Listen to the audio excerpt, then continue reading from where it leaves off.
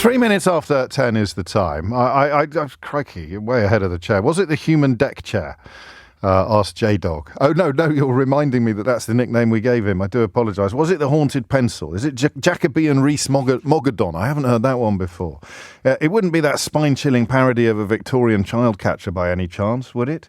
The answer is Jacob Rees-Moggy, says Martin in Bristol. The haunted pencil, says Owen in High Wycombe. And I mean, it is funny but not funny. It's funny not funny, isn't it? That if you are searching for someone so completely devoid of integrity and insight, or perhaps the better word would be intelligence, then you can only really now go for Jacob Rees-Mogg. I find his career trajectory fascinating because he went from being a character that literally nobody could even conceive of putting into government. It's one of the great examples of how Brexit boiled the brains of half the country and the entire Conservative Party. Even among his own colleagues, Jacob Rees-Mogg was regarded as a truly ridiculous human being. Someone possessed of that curious combination that only 30, 40, 50,000 pounds a year's worth of school fees coupled with centuries of tradition at Eton College can deliver. And then Brexit created this weird space in which really, really poor people could profit. And by poor, I mean intellectually poor or politically poor or poor in terms of integrity. It's the same. I think of it as a trebuchet. What's the difference between a trebuchet and a catapult? Is trebuchet just a posh word for a catapult, or do they actually do slightly different things? Anyway, think of Brexit as a trebuchet that launched. They used to use trebuchets, didn't they, to launch diseased carcasses over the walls of besieged castles in the hope of spreading disease within the castle confines. Well, think of Brexit as a trebuchet and Jacob Rees-Mogg as a diseased carcass, a diseased cow carcass. The trebuchet launched some utterly disgusting items into the stratosphere and landed them smack in the middle of political discourse. You go back to 2014 and ask the average Conservative whether or not Jacob Rees-Mogg should be allowed anywhere near the cabinet, they'd have laughed you from here to next Wednesday. And in fact, if you go to a sensible Conservative even now and say, do you think Jacob Rees-Mogg should be allowed anywhere near the cabinet, they would laugh you from here to next Wednesday.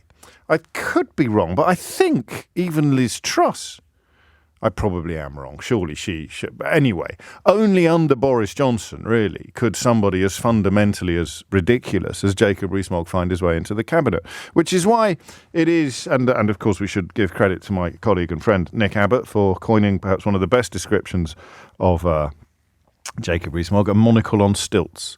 My own humble contribution to the genre would probably be a penny farthing in human form.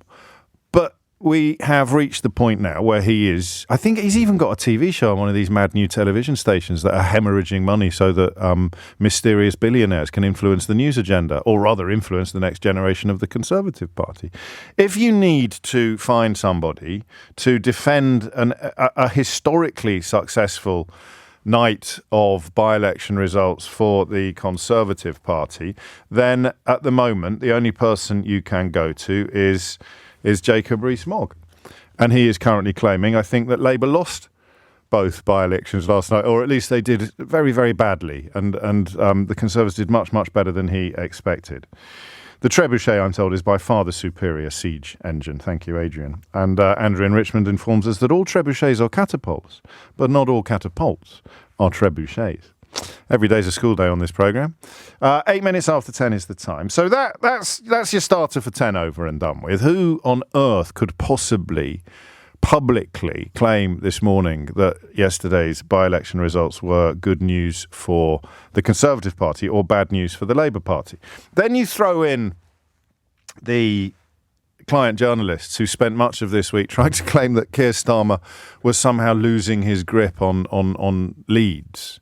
Poll Leeds was somehow, in danger. I think I heard the phrase, in danger of missing an open goal. Or I mean, the desperation deployed now by people who sold you David Cameron, who sold you Theresa May, who sold you Boris Johnson, who sold you Liz Truss, who sold you Rishi Sunak, who sold you Brexit, who sold you austerity, who you can tell it's going to be a list day. It's a list. It's got a list kind of day feeling to it already, hasn't it? But exactly the same people in my so-called profession who sold you all of those things and more. And of course, go back far enough, they sold you water privatisation, they sold you rail privatisation, they sold you increasing privatisation of the NHS, they sold you, you name it, if it's bad, you know who sold it to you, and they still dominate the news media, of course. And you look at that combination of fact and circumstance, and you are left with only one question. And that question is, who's actually still voting for the Conservatives? I mean, literally, who is still voting for the Conservatives?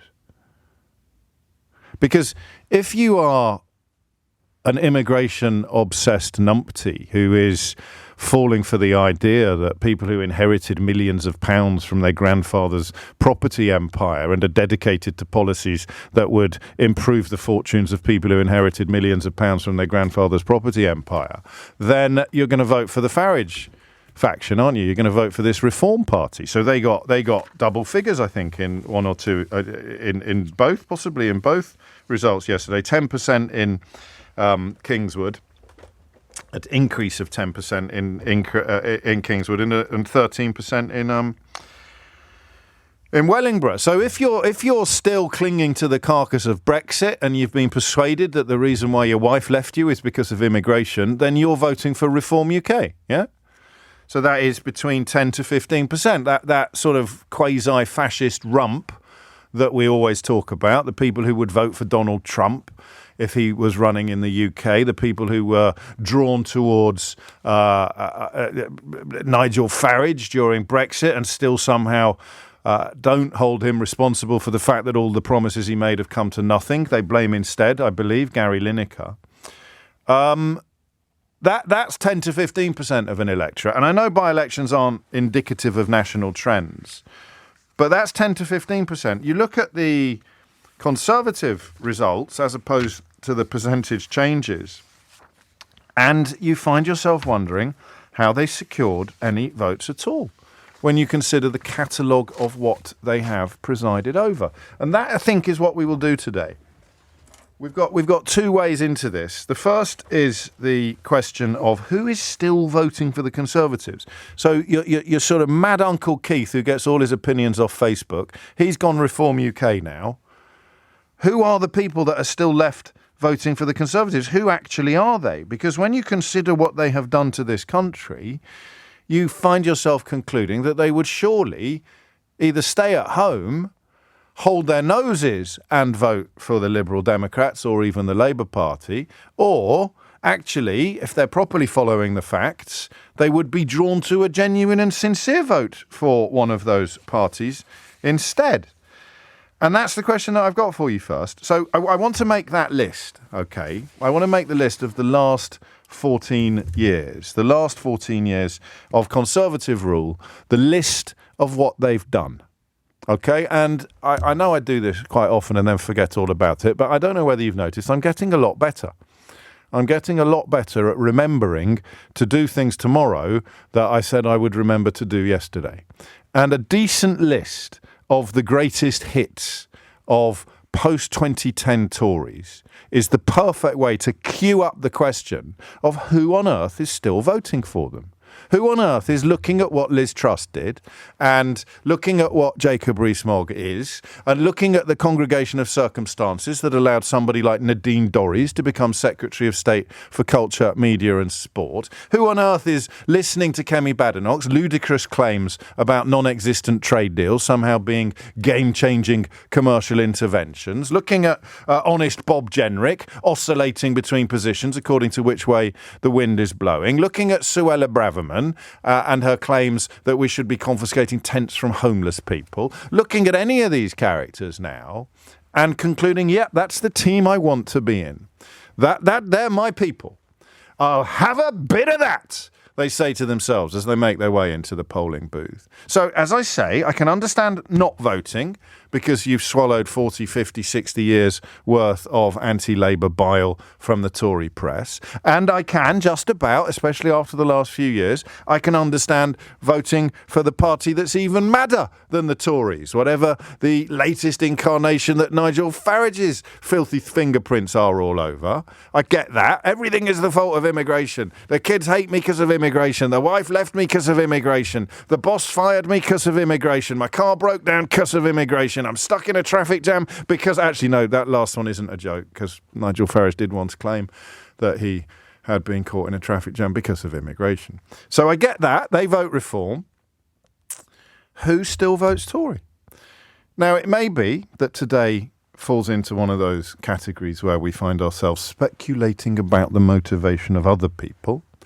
Or it may be that the dam is beginning to break, and if you are in that category, you'll pluck up the courage to actually ring me rather than send me an illiterate text about all the money being gone when the Labour Party leave power, or Gordon Brown selling the gold bullion, or I don't know, whatever meaningless, irrelevant fig leaf it is that you're desperately using to cover up your tiny political appendage this morning. But who still votes Tory? Both by-election results went about as well as Labour could have dared to dream.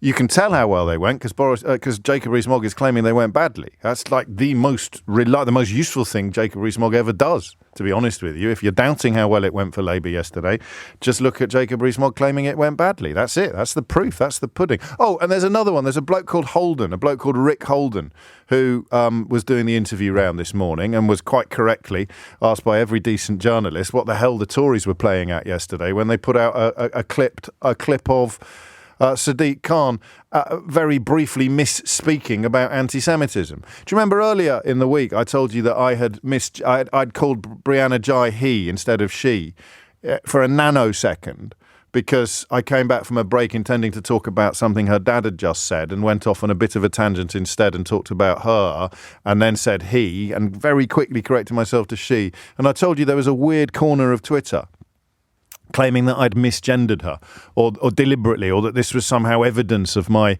deep-rooted transphobia. And you can, when you do what I do for a living, and when you've been in this game as long as I have, you can laugh that off as the absolutely unhinged madness that it is. But could you imagine if a major political party had clipped that up, completely removed my immediate correction, and then put it out as evidence of what I really believe? So, look, if it's Wilhelmina Buncher numbers on Twitter with a bulldog avatar, then just get over yourself. But yesterday, the Conservative Party actually clipped Sadiq Khan describing the Labour Party's opposition to anti-Semitism, and briefly getting his words in a jumble and saying we are anti-racist and we are anti-Semitic. We are against anti-Semitism. They clipped off the last bit and they put it out from their official party account. And the chairman of the Conservative Party, quite correctly this morning, hauled up for the appalling editing and the mislead and claiming that it hadn't been edited. The act of clipping audio is literally editing. It's the dictionary definition of editing. Here's a clip. If we didn't edit it, it would never end. Here's a clip of Rishi Sunak, for example. Okay, now imagine that we hadn't clipped it at the end. Just seriously, imagine what would happen if we didn't clip this at the end. Midterm by-elections are always difficult for incumbent governments, and the circumstances of these by-elections were, of course, particularly challenging. Now, I think if you look at the results, very low turnout, and it shows that we've got work to do to show people that we are delivering on their priorities, and that's what I'm absolutely determined to do, but also shows that there isn't a huge amount of enthusiasm for the alternative in Keir Starmer and the Labour Party, and that's because they don't have a plan. And if you don't have a plan, you can't deliver real change. And when the general election comes, that's the message I'll be making to the country. Stick with our plan, because it is starting to deliver the change that the country wants and needs. No, we're not going to edit that. We're not. You see what he said? He said that we didn't edit it, we clipped it. They edited it because they stopped it at a point where the meaning it conveyed to the people listening becomes completely different from the words that Sadiq Khan actually said. That's disgusting lies from Richard Holden, and if he wants to sue me, he can. Richard Holden, you're a disgusting liar. Absolutely disgusting, especially in the week that the mayor has revealed AI, as in fake footage, is being used in an incredibly provocative and potentially dangerous fashion. People faking footage of the mayor of London speaking, and now the chairman of the Conservative Party defending disgusting lies being put out by the Conservative Party's own Twitter account.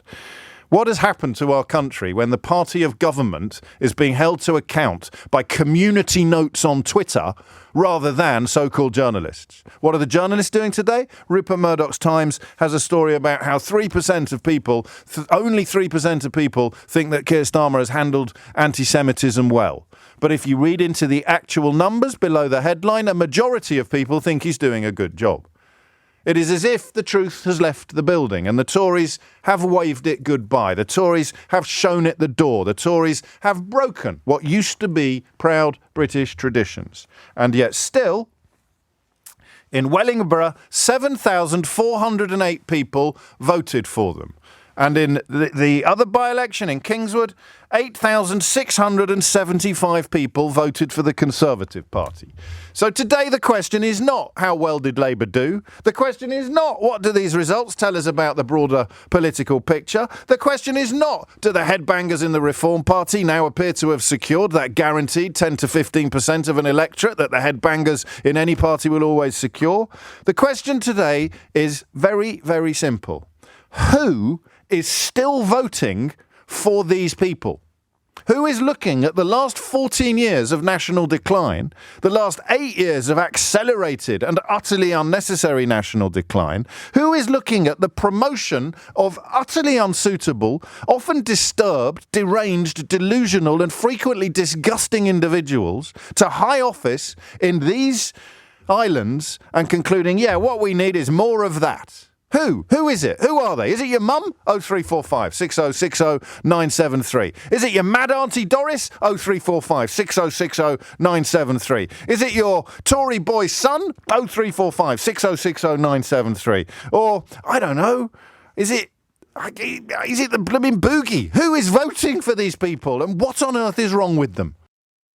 So who are they? Who are they? 7,408 of them in Wellingborough, 8,675 of them in Kingswood. Looking at the last 14 years of government, looking at what's happened to our country, looking at the kind of character that is currently rising through the ranks of the Tory party, the Kemi Badenochs, the 30p Lees, and they're thinking, yeah, well, that's what we need. We need more of this.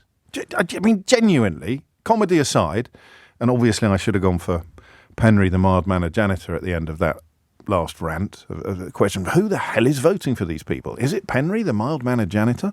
And I know what you're thinking, James, it's Henry, but it's not. Mind blown on Friday morning. Fans of Hong Kong Phooey, I grant you, limiting the audience at the moment, age-wise, but it's actually Penry, short for Penrod, the mild-mannered janitor. Who votes for them? Who is it? Staying at home, I can understand. Going even madder, I can understand. But more of this, please? Who? Who is it? Matt's in Wellingborough, appropriately enough. Is it you? It's not me, James, I'm afraid. No, that's what they all say. Afraid. It's going to be like the opposite of Woodstock, isn't it, by this time next week? There'll be nobody in Wellingborough who admits to having voted Tory. But the numbers cannot lie, Matthew.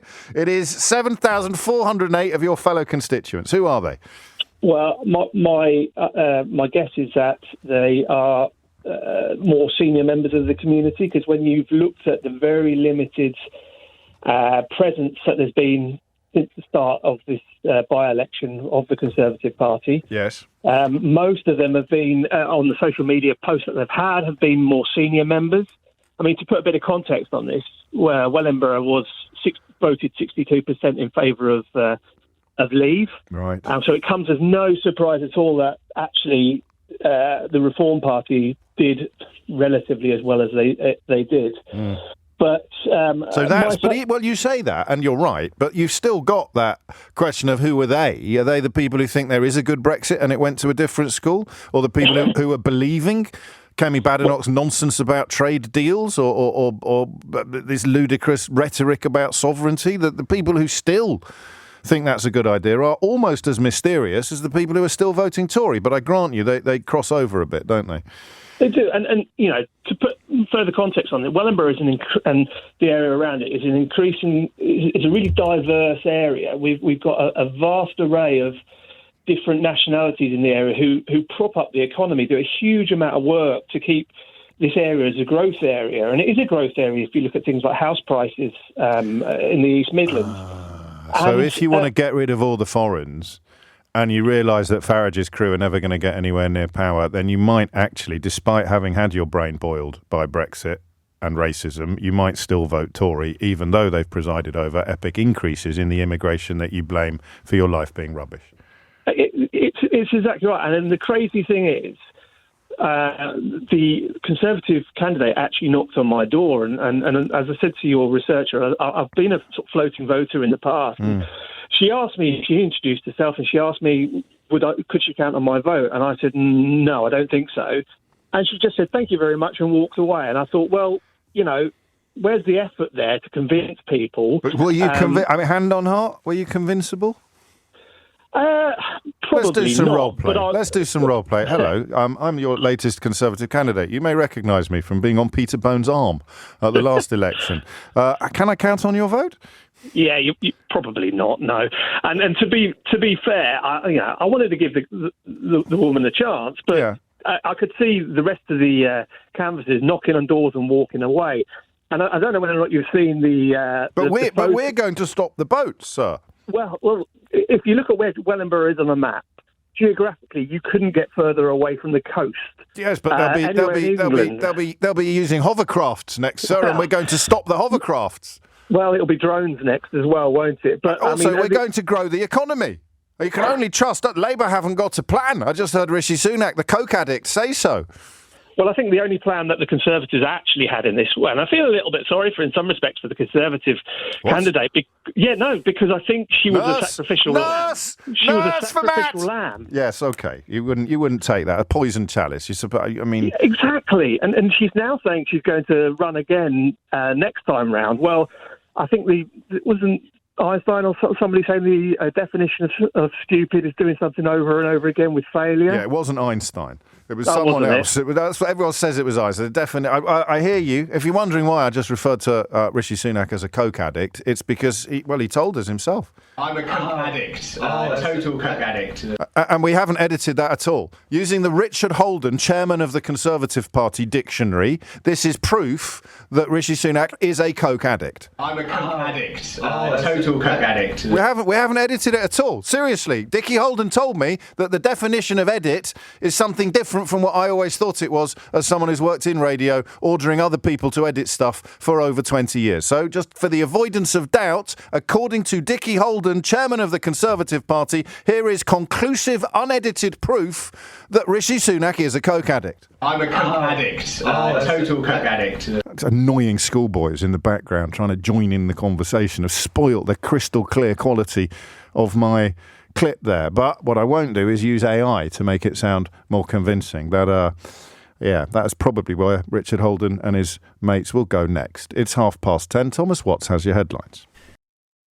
It is 10:33. You're listening to James O'Brien on LBC. Well, the question of who is still voting Tory? We haven't even got round to making a list of all the reasons why you really shouldn't be. If your brain is boiled, then go and vote for what's his chops' party. But if your brain isn't boiled and you can't abide Labour for whatever reason, then you stay at home or you vote Lib Dem or Green. Who the hell is still voting Tory?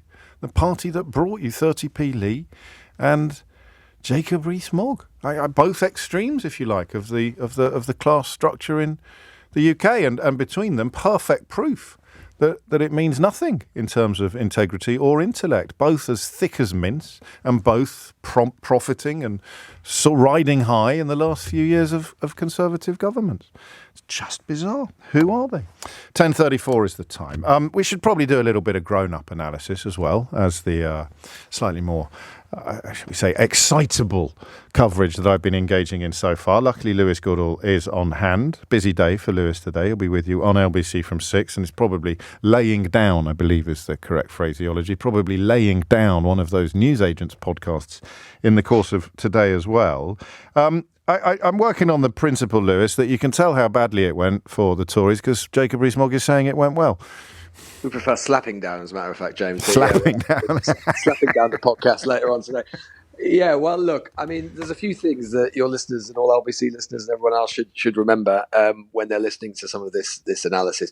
There's a lot of talk around about how Labour have done badly in these by-elections because they've got fewer votes than they did in these constituencies in 2019 in a general election where they lost appallingly, and in both of these constituencies where in 2019 they lost appallingly. That's not how elections work. Elections work by getting more votes in the election that you're fighting than your opponent, not fewer votes. Well, you don't tempt fate. There could be a bill in the House of Commons next week, in the same way that they've tried with Rwanda, to redefine what counting means.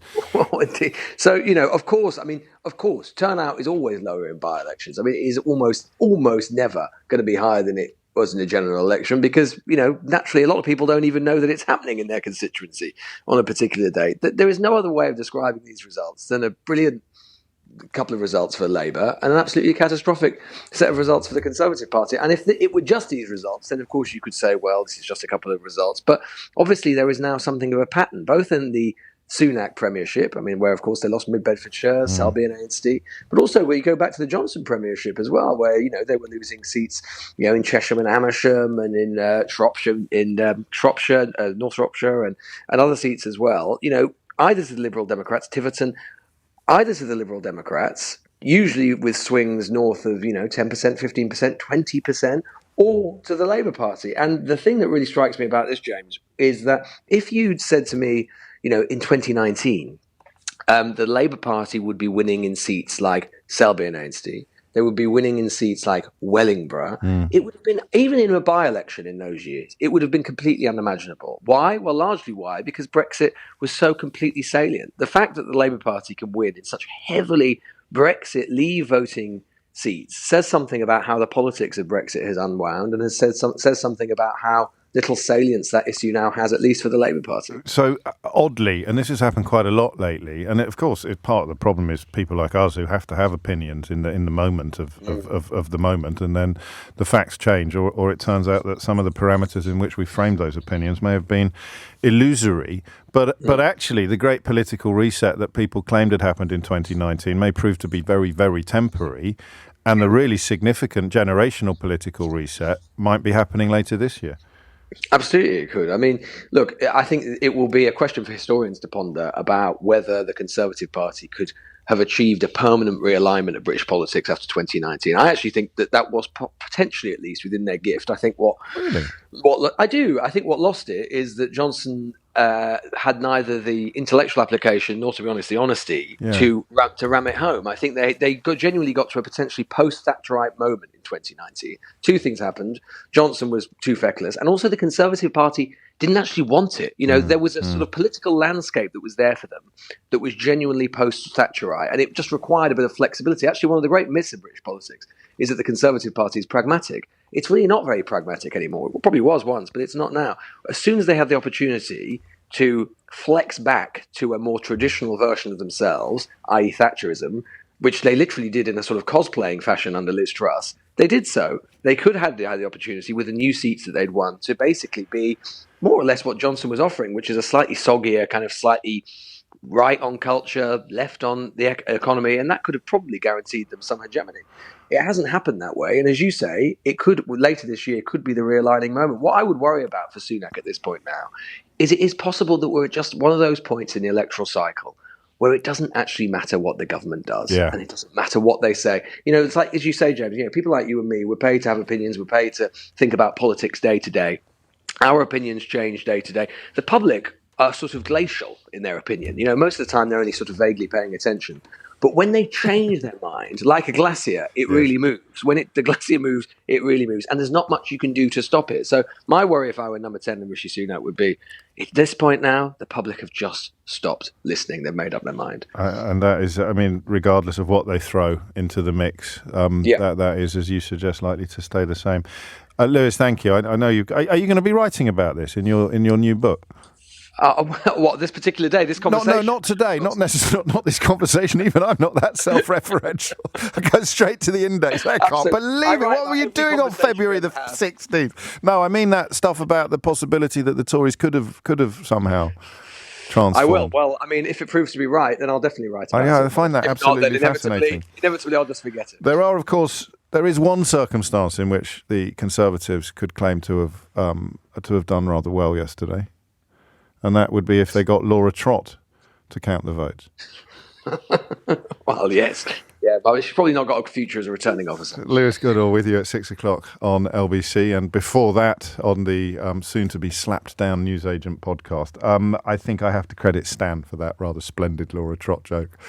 Absolutely remarkable. 0345 6060 is the number you need to just tell me who is still voting Tory. And because I don't really know. Here's Kaz, who says, I have intelligent ex-military friends who are probably secretly racist. Some of the coverage I've been reading about the military lately suggests they don't even need to be secretive about it. But remember, the Secretary of State for Defence, Grant Shapps, thinks that to try and address the rise of extremism in the ranks would be too woke. But they are upwardly mobile, aspirational northerners. There's absolutely no reasoning with them. I like that. Because I see it on social media. I get the occasional call. People who have had their... I don't want to be too rude. People who have arrived at the conclusion that Labour is always bad, that even if you haven't got a pot to pee in, the Labour Party are going to take it away from you and give it to a disabled person or an immigrant or an unemployed person. That is probably the greatest success politically of the Conservative Party in the 21st and 20th century. You persuaded people who haven't got much that rather than acting in their interests, as history teaches us, whether you're talking about the foundation of the welfare state or the foundation of the NHS, whether you're talking about the redistribution of wealth or the provision of Sure Start centres and libraries, rather than believing that the Labour Party is dedicated to improving the lot of the working man and woman, significant swathes of the population have been successfully persuaded. Look, billionaires don't buy newspapers for fun, and they don't even buy them to make money anymore. They don't set up television stations to make profits. They lose £30 million a year on one of them, and God knows how much on the other, which I'm told isn't long for this world. They buy newspapers and set up television stations in order to influence the public and to get the public to vote in the interests of the kind of people who can afford to buy newspapers and set up weird television stations. It's not exactly rocket science. So who is still voting Tory? Answer, probably people who believe that voting in the interests of secretive billionaires will somehow protect them from the Marxist ambitions of the Labour Party. But I don't know people like that, really. I mean, well, I do, a few, but I don't know how many of them there are. I don't know how you count them. Beverly's in Oxford. Who are these people? Well, I think that anyone who chooses private school education is a Tory voter at the moment because I can disprove that immediately. Yeah. Well, I think I live in an area where there's a high concentration. Well, not everyone. There's a high concentration of private schools where I live. Yes. And I know and it's not me. There's huge concern about the Labour's pledge to add the VAT and how that will affect the costs and how that will affect parents. Have you told them to cancel their Netflix subscriptions or to get a better job? No, I'm coming from a perspective where I'm on the other extreme. No, I know you are. I'm just giving you some conversational gambits. Yeah, tell them to stop eating avocados every morning and just have some porridge instead. There's loads of ways they can save money. Yeah, well, I think that though the people who that's their major interest, let's say, is their finances and having a comfortable life. And I think people vote about what's their major interest. I don't think everybody is informed about all aspects of politics, or they just turn a blind eye to it or only pay attention to the aspects that really affect them. But the polling doesn't... I hear you, and you're obviously right in the great scheme of things, but the polling doesn't support your position specifically on the VAT for school fees stuff. And the proof of the pudding will, of course, be in the eating. Some schools will absorb it. It's highly unlikely that the whole 20% will be passed on to fee-paying parents. But the demographics of these two by-elections probably fly in the face of what you're saying as well. The suggestion that this rump vote is probably older and therefore more likely to mobilise means I don't think that the 20% VAT on private school fees is going to explain many of these 7,000 or 8,000 votes in each respective No, not in this constituency. particular case, but I think in other situations where that's going to happen, yeah. We must get back to it. Here's the problem I've got.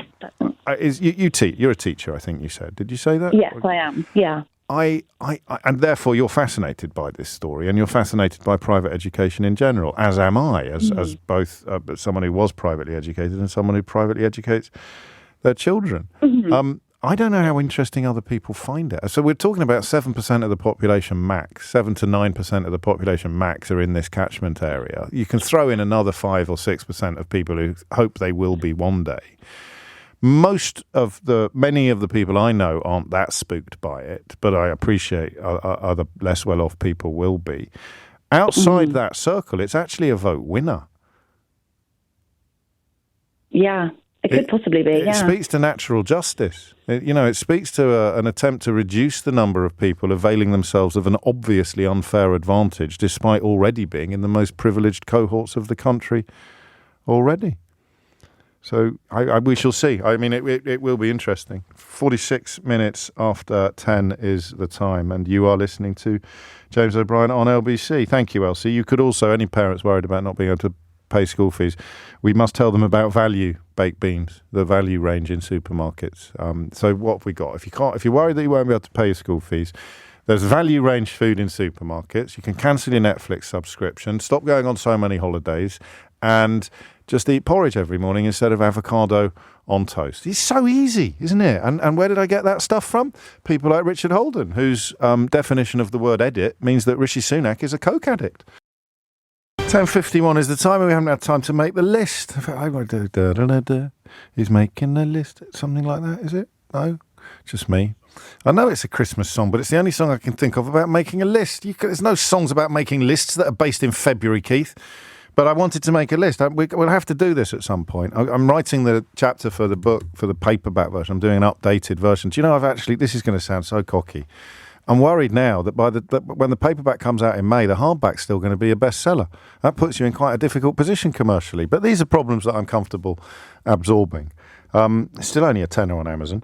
But the new chapter I have to write this weekend, I've been wondering, I've already started it, but you want to find your way in. The country going into recession, while the Prime Minister is failing to mention Brexit, and his former employer Goldman Sachs is crediting Brexit with knocking 5% off our economy, is the perfect distillation of the mess that we're in, the mess that my whole book essentially seeks to unravel and describe.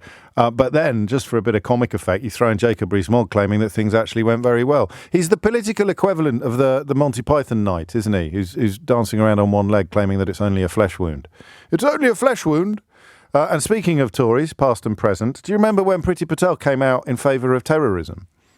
Well, there is a police investigation, rightly so, taking place right now. And this offender clearly had some history, some clear history in relation to counter-terrorism offences. I announced a very clear package of measures, basically all aimed at counter-terrorism and counter-terrorist offenders. We will also be announcing some fundamental changes in addition to what we've already said that we will do to deal with counter-terrorism and counter-terrorist offenders. So, the Tory party yesterday put out a clip of Sadiq Khan misspeaking and immediately correcting himself. The chairman of the Conservative Party this morning, Dick Holden, has said that is perfectly reasonable and it wasn't edited at all. It was clipped. That long clip was edited and clipped because they mean exactly the same thing in the context of radio. But that was Priti Patel being too stupid to realise that she'd made a mistake again and again and again and again. Extraordinary, really. In fact, just to bring it down to a similar length to the clip that the Tory party tweeted from their own account before being community noted for being despicably dishonest, it would sound a little bit like this. Well, there is a police investigation, rightly so, taking place right now. And this offender clearly had some history, some clear history in relation to counter-terrorism offences. What is Priti Patel's problem with counter-terrorism? Why is she opposed to fighting terror? Why is she a pro-terror? Priti Patel is pro-terrorist. I can tell because I heard her say it on a clip that definitely hadn't been edited. Well, there is a police investigation, rightly so, taking place right now. And this offender clearly had some history, some clear history in relation to counter-terrorism offences. Hang on, I must have misheard. We will also be announcing some fundamental changes in addition to what we've already said that we will do to deal with counter-terrorism and counter-terrorist offenders. I can't believe it. That's a former Home Secretary coming out in favour of terrorism. Well, at least the Prime Minister is not a coke addict. I'm a coke addict. A total coke addict. Crikey. Well, anyway, according to Dick Holden, none of that has been in any way edited, or rather clipped, or edited, or clipped. I can't remember. You'd have to ask him. He won't come anywhere near me. Jules is in Lichfield. Jules, who's still voting Tory? Well, unfortunately, I know a lot of working class people that are going to be voting Tory, but in particular, I've rung you about my mum. Okay. My boomer mother, who is from what I suppose would be considered a lower working class background. Okay. Daily Mail reader. Huge fangirl of Boris Johnson. Still. And in fact, just last week, she said she'd vote for him again and she loves him. Yeah. Yeah, but the thing that really bothers me about this is she's an intelligent woman. Clearly. And she was a beneficiary of the Attlee government, as were my uncles, and some of those are still banging on about Jeremy Corbyn. And banging on about how awful he is or how brilliant? Awful. No, they're all Tories. They're all working class Tories. Yeah. So what is it? Going on about Jeremy Corbyn. What is the what is the sort of the hook upon which they hang their opinions? What is it that they think the Tories will do for them, or is it more of a, because you bring Boris Johnson into the conversation, the picture changes a little because that looked a lot like a personality cult, didn't it? But what does she think? My mum loved him. Why is she frightened of Labour, if that's the right word to use? What does she think Labour will do to damage her existence? She's literally being brainwashed by the paper she reads. Yeah. And that's the only thing that I can put it down to, because she's benefited directly from a post-war government, and like most boomers have, and so they've made a better lives for themselves and for their children. Which was made possible by a Labour government. But she lived through the Thatcher years. She saw all the decimation of that. We've seen it again in the last 14 years. She seems to think that they're fiscally responsible. And the Daily Mail tells her on a daily basis who to vote for. Yeah, so she doesn't, and why would she? She's got better things to do. Actually look at the numbers, look at the reality. I mean, surely she's noticed the cost of living going up. No, because she's got a pension. She used to work for mental health. So she lives with me as well for health reasons. Okay. So she's got quite a lot of money in the bank, and she's not affected by it. She doesn't believe me when I say that in my constituency here, Michael Fabricant's constituency, we now have 8 homeless people sleeping around the town centre. We've never, ever had a problem with homelessness. We've got 4 food banks. This is a tiny city, it's more like a town. I know Lichfield quite well. It's a beautiful. Do you? Yeah, it is a beautiful place. I suppose everyone at this point says Dr. Johnson, don't they? And you just roll your eyes. They do. Or Cromwell. Or Cathedral. Yes, 3 Spires, yeah. But it's a very affluent place. It's a very affluent place. And then that's the trick then. All you do is persuade people like your mum that if Labour get in, they will be less affluent. They will be less well off. I will protect. Basically. And my dad, you see, he was a landowner, so I've inherited a farm. Okay. And he was a Tory voter. And he, it worked better for him because obviously the Tories were better for people with land because they'd lower taxes and get rid of inheritance. But that's not a mystery, is it? That's self-interest. No, and we're all self-interested to a greater and lesser degree. But for your mum, it's not that at all. She left school at 15 to go to work. She had to educate herself. And all of her brothers and sisters did. There were 10 of them in a 2 up, 2 down in a very poor area of Birmingham. That's where she grew up. And she should know better, I think, but I really can only put it down to the paper that she reads. And how much longer is that going to last? One wonders. The readership is in decline. The battle to inherit these huge audiences, that's why they're so terrified of the internet. It's why Elon Musk bought Twitter, I think. That's just my personal opinion, because it was becoming a platform where hard right opinions were being correctly attacked and undermined by reality and facts. So, kind of man who 50 years ago would have bought a newspaper, bought Twitter instead and sought to remould it in his own image, bringing back all sorts of monstrous liars and allowing them to look as valid and as authoritative as people telling the truth. The quote that I think we have to end this hour with, and a quote you have heard before on this programme, but not for a while, comes from Aneurin Bevan, and it is this: how can wealth persuade poverty to use its political power to keep wealth in power? Here lies the whole art of conservative politics in the 20th century. 3 minutes after 11, you are listening to James O'Brien on LBC. I mean, we've talked about so many different things together over the years, haven't we? Some things come round again. In fact, most things probably come round again. I'd struggle to think of anything we'd only talked about once. Parking tickets? No, I don't think we've ever done parking tickets, have we? Have we ever done? Did we do it? What we did it once, didn't we? In a very postmodern, ironic way. It was an election day, so we did a very self-referential conversation about who has had the parking ticket in the. I think we did it straight, didn't we? It's the most ridiculous. Anyway, I think we've only done that once. Although never say never. I mention that because we have to be conscious of repetition. Bizarrely, the period of greatest success for the programme was when we talked about the same things every day. Where Brexit actually is probably what pushed us into the stratosphere, but also, tragically, talking about COVID when we were in the terrible grip of the pandemic. Nobody wanted to talk about anything else. So one of the things I've been reflecting upon since Steve Wright's tragic passing is the alchemy of radio, the mad alchemy of it. Those of us who are blessed with employers that don't insist that we're formulaic, that let us do more or less whatever we want on air.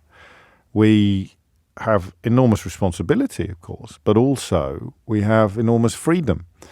And I've been thinking about that a lot since Steve passed away, because you can't write it down. You just can't know. It's like so many variables in place. Like if you and me are going to create magic together one morning, we can't plan it, really. It will just happen. It's mad. But one of the things you are conscious of, and that does fit into preparation or craft rather than art and magic, is repetition. So I'm very conscious of when did we last have a conversation, or you can't do that every day, or you can't with most subjects. Brexit and COVID would be exceptions, wouldn't they? But I wonder if you can guess the conversation from the last couple of months that I have been stopped and spoken to about most often. Most recently, actually, at the cinema last night. And speaking of being stopped in the street, I just got a lovely message off Julie in Uxbridge, who collared me in Chinatown yesterday to sign her book, which she had in her bag. And Julie, you really have absolutely nothing to apologise. It was a delightful encounter for me. And although, as you say, I had just put in a shift, it's only 3 hours long. Let's not get carried away.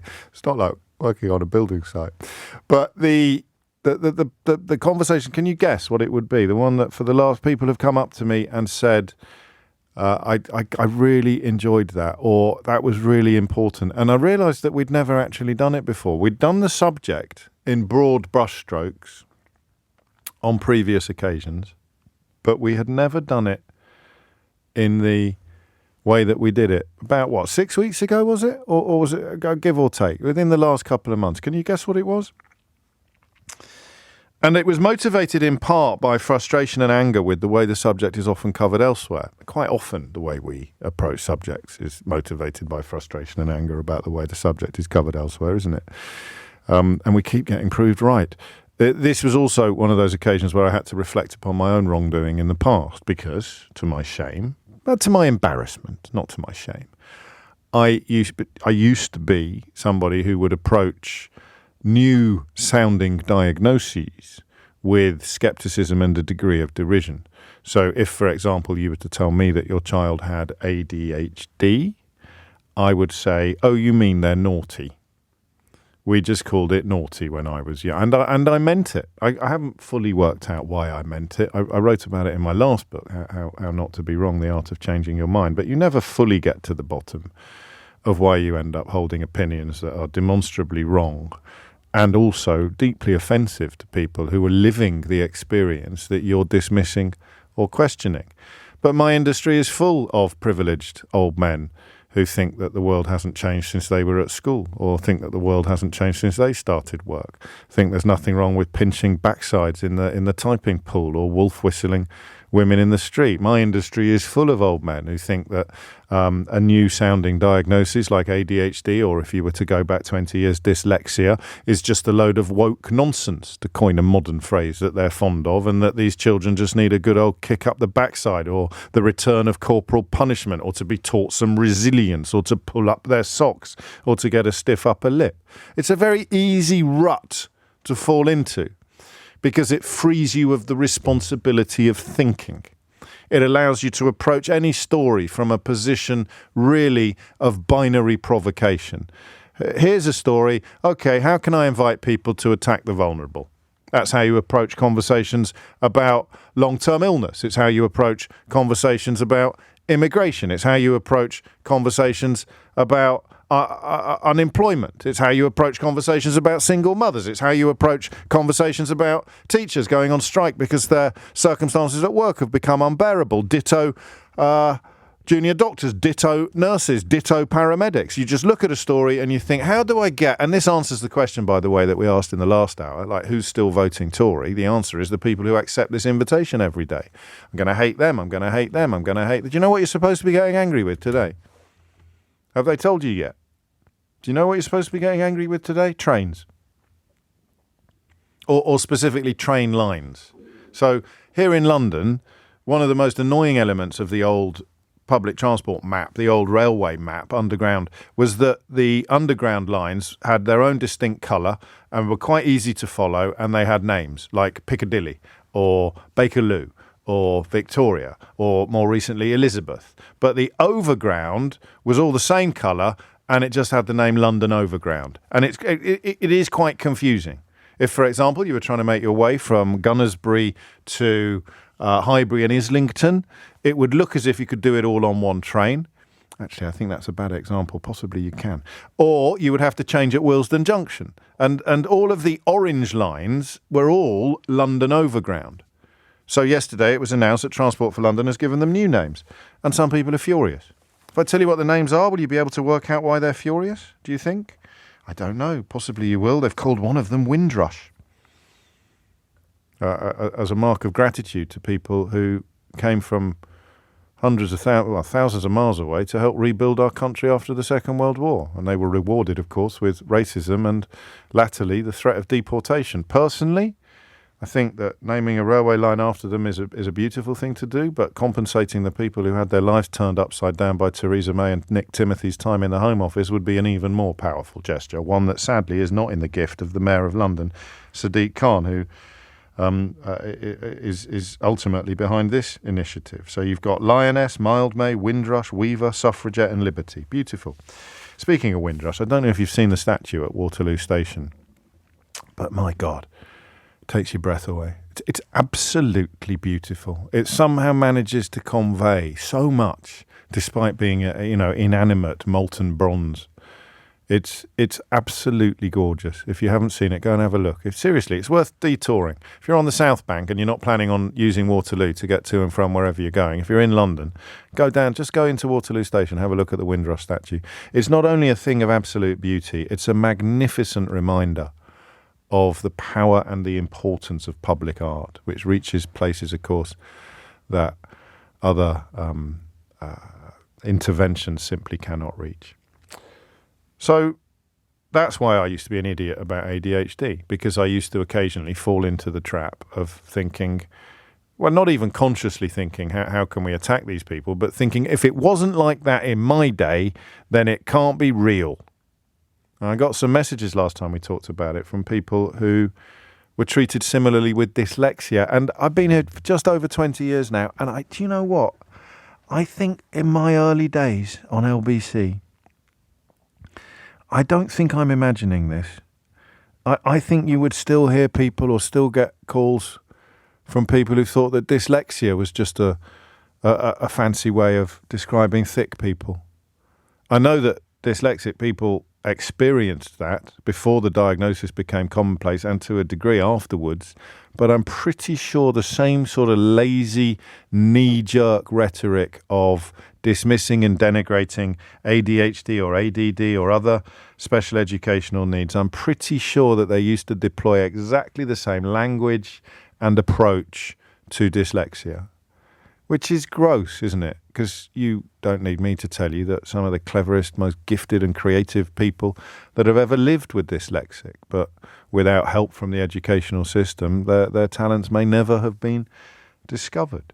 So that's part of the reason, I think, why the way we approached ADHD last time we talked about it touched so many people, to the point where, by a bit of a distance in recent weeks, it's the subject that when I'm out and about or signing my books or doing my stage shows, it's the subject which people have said to me most, thank you for doing that, please do more. Please do more on special educational needs in particular, but on ADHD and ADD and similar as well. Which is why I read Sheridan Smith's interviews today with such interest. Sheridan Smith, the supreme performer who's got a new big show coming to the West End soon, has revealed that she was diagnosed at the age of 42, or rather she is 42, and she has just been diagnosed. It happened about 2 weeks ago. She said it has helped her make sense of a lot of things. Two friends of mine, Sam Pittis and Katie Brethwick, formerly of this parish and now making beautiful music on Classic FM, do a podcast about ADHD because they too received diagnoses late in life. And last time we talked about it, we looked at the issue through the lens of both children and adults. Today I'm focusing exclusively on adults, on people who got their diagnosis after they had left full-time education, because that seems to me to be a theme that's worthy of exclusive exploration today. We will, of course, return to classroom ADHD and childhood ADHD, but today I want to know about you and what an adult diagnosis did. She has described it as helping her to make sense of her life, to make sense of a lot of things. She essentially has been given a name for things that she thought were oddities or failings or flaws. And the truth, of course, is that ADHD can cause restlessness. It can cause trouble concentrating, acting on impulse. But I think if you haven't got it, you can't quite ever get it.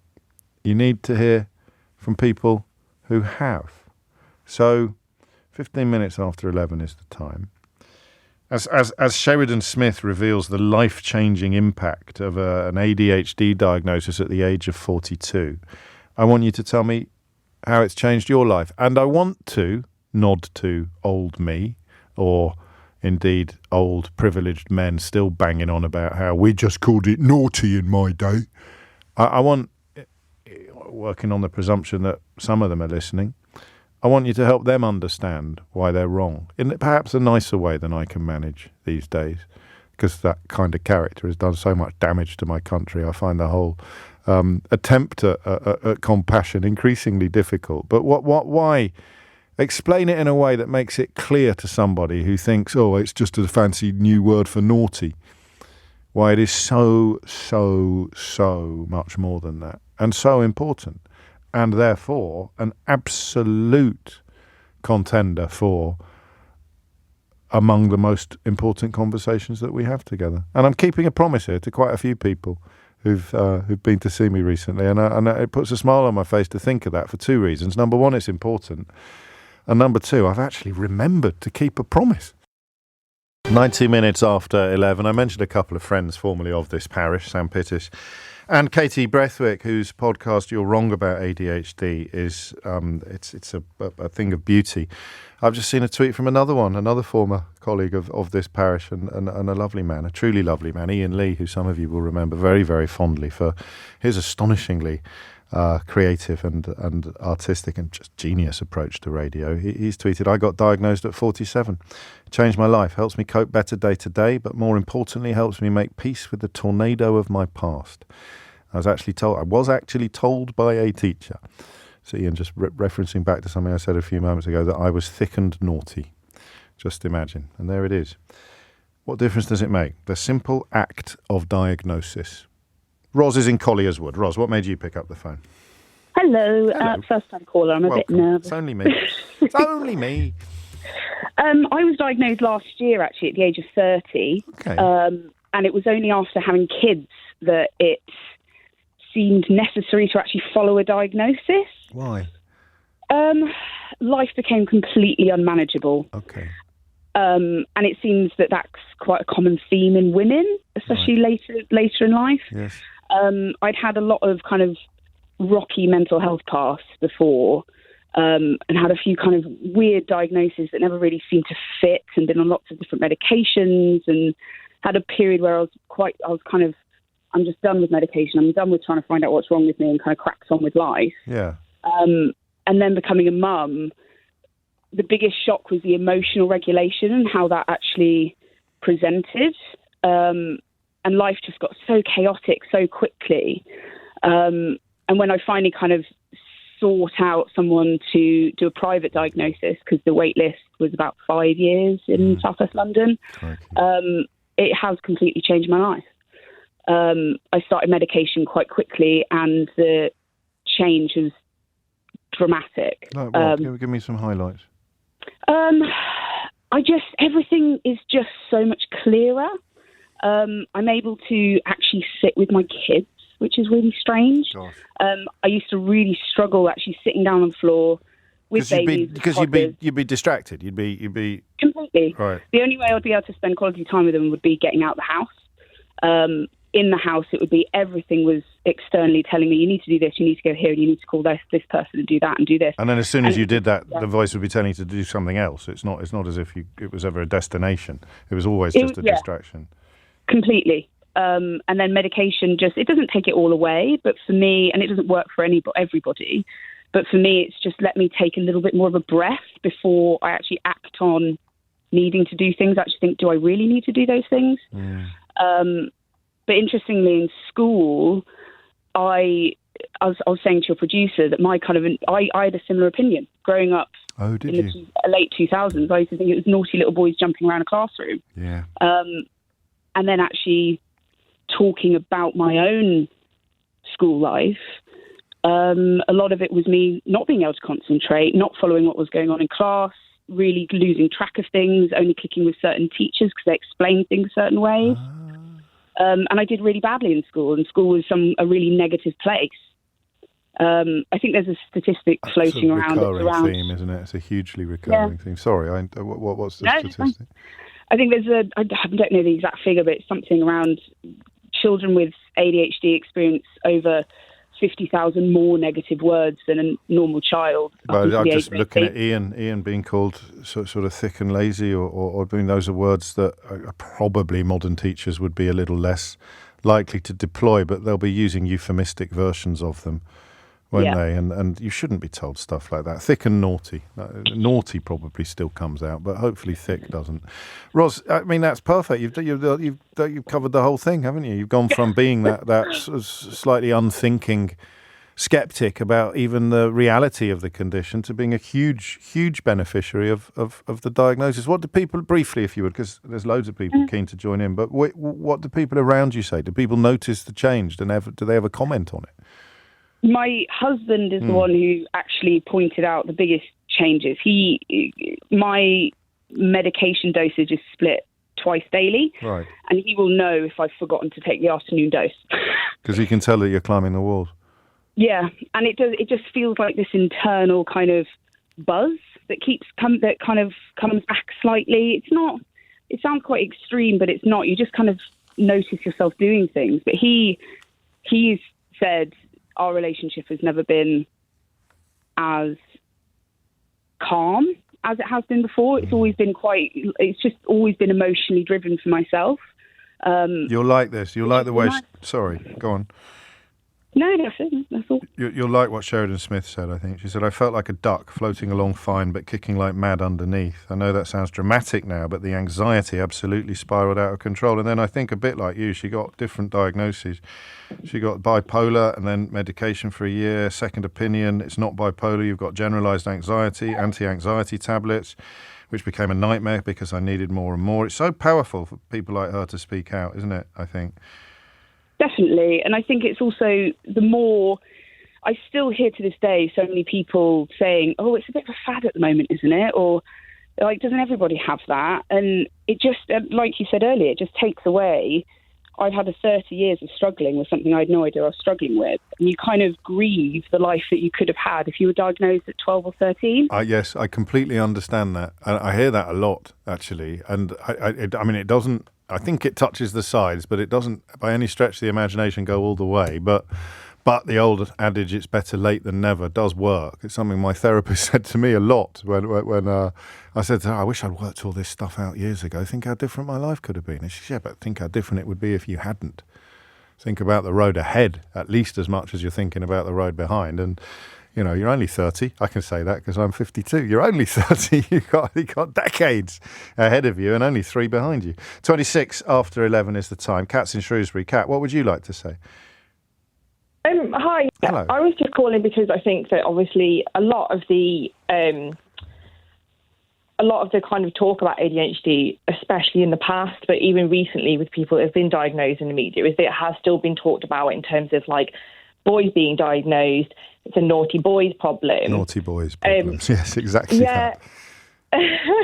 And I think the thing is for me that I wasn't naughty at school, but the impact that it has on my life as an adult is sort of ADHD for women particularly is really unfortunate. Like the things that you're expected to be good at as a woman, housekeeping, child rearing, tidying up, cooking. I really struggle to do all of those things. Like my executive dysfunction kind of makes it almost impossible. What's that phrase? Executive dysfunction. What does that mean? Like, so it's sort of like a problem sort of prioritising tasks and sort of being able to sort of see the task as a whole. So Yes. when part of my diagnosis, I explained that I can't follow a recipe if it's more than a one-pot recipe because I can't prioritise and plan a task effectively. And one of the conversations I had with my husband was he was like, well, how do you cook? And I was like, well, I just follow the recipe, but I open the book and then I realise that I don't have all the things that I need. Yeah. Or I get to stage 5 and realise that I haven't, you know, sort of actually done some of the stages What a properly. brilliant explanation, because I don't have ADHD, therefore I can't understand that. How can you start the recipe before checking that you've got everything in it? Because you just follow the points on the recipe, Yeah. but you sort of don't realise until you've halfway through the text that it's mentioned something that's not in the list that you're supposed to have. And that's sort of my experience about a lot of things. But also then, you know, I think, oh God, like I'm a failure as an adult And you think woman it's part of who... I'm not good at that stuff. I mean, it is part of who you are, but you think that it is an irreparable part of who you are. What happens post-diagnosis? What happens when they give it a name? Well, I think obviously that was a really big thing for me. I went from being a failure at being a mother and a woman to actually understanding that a lot of these things were because I live in a world that's not really made for people like me. And the sort of expectation on me, I was never meeting those things. And I remember, you know, like being a child, because I was diagnosed last year at 38 after nearly like 3 years on the waiting list. You know, and as a child, people were saying, oh, you know, she's so overwhelming and, oh, she just tried harder. And my entire life has been people telling me if I just tried harder, I would have been more successful. I would have achieved more things if only I'd put in more effort. When my mum went to parents' evening, I would dread her coming home because she would tell me that I should have tried harder. And I just remember thinking, but I'm trying so hard. But it was impossible to evidence the amount of mental effort that I was putting in because it wasn't reflected in my ability to produce good work. And so, yeah, I think it's in some ways it's been really helpful to me to have a diagnosis, even at 38.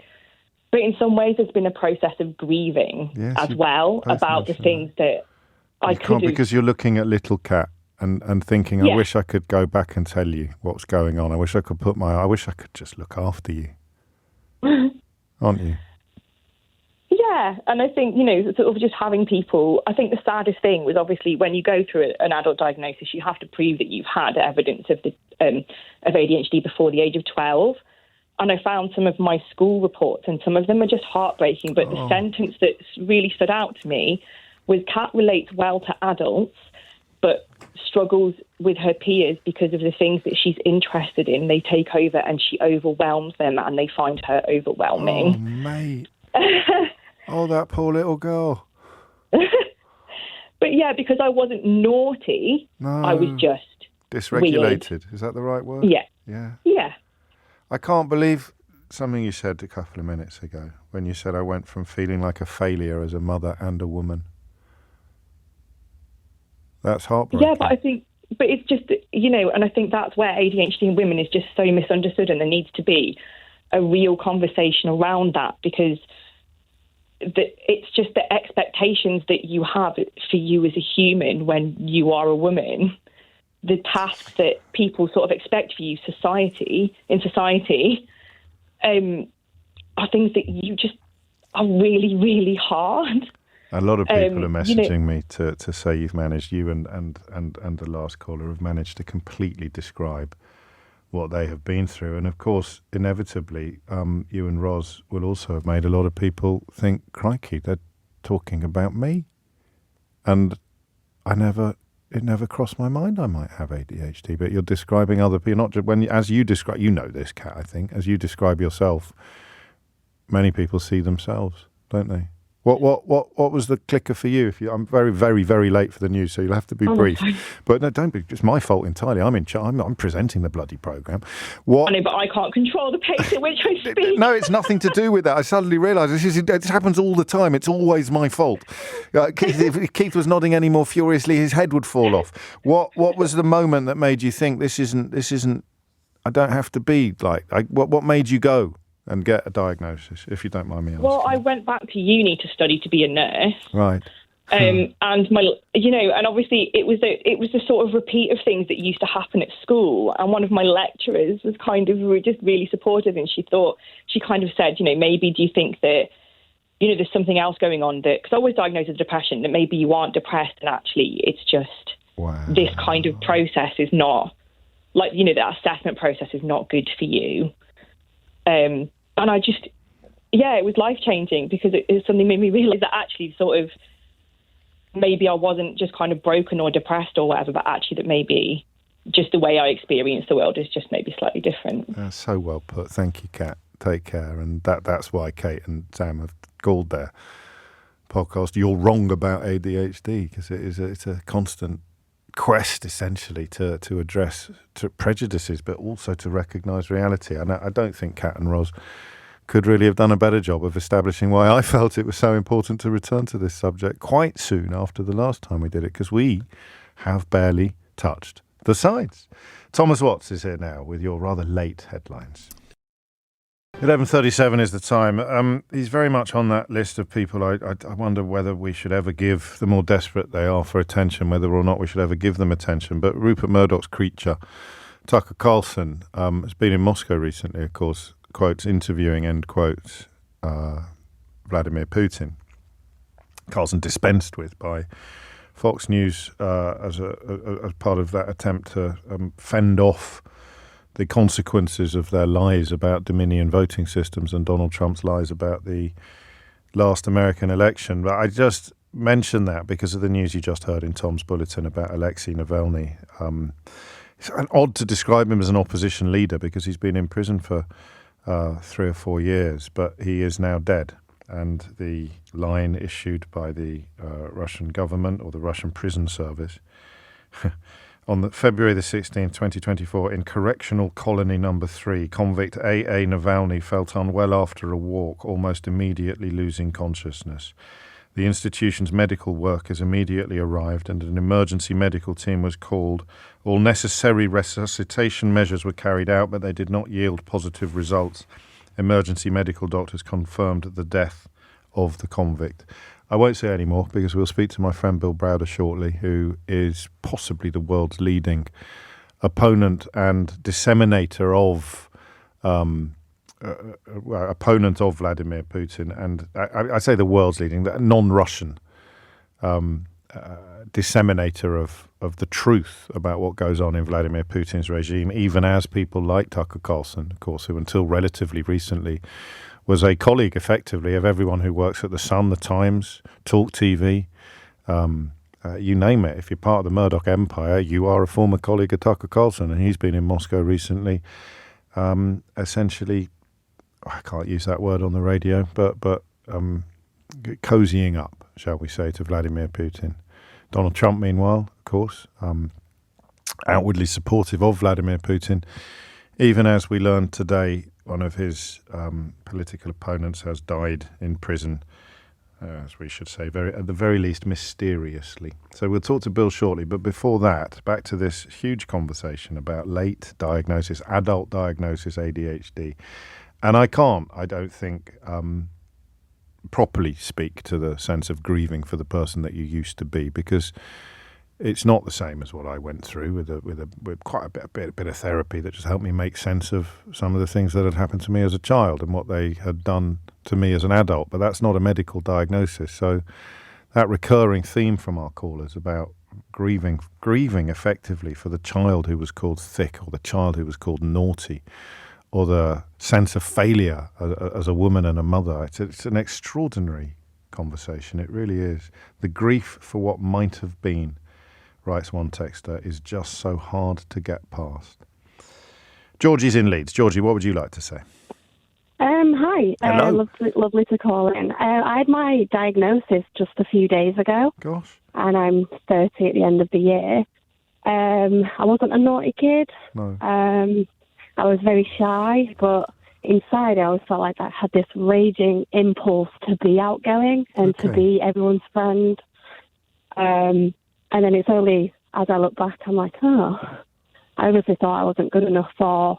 And I really relate to your previous caller. I can't remember her name, so I'm sorry, but ADHD. But I was definitely like, I lost my thought. That's the perfect example. Oh, don't worry. So I mean, you're literally in it. So they told you 2 days ago that this is what is going on. What made you go and seek a diagnosis? Motherhood. I had 2 children under 2. I think it was Roz. I think it was Roz's call in that case that resonated with you. Definitely motherhood. And it's the juggle. It's everything. I studied psychotherapy, so I'd like to think I'm quite self-aware. Yes. I've been wrongly diagnosed with anxiety and depression.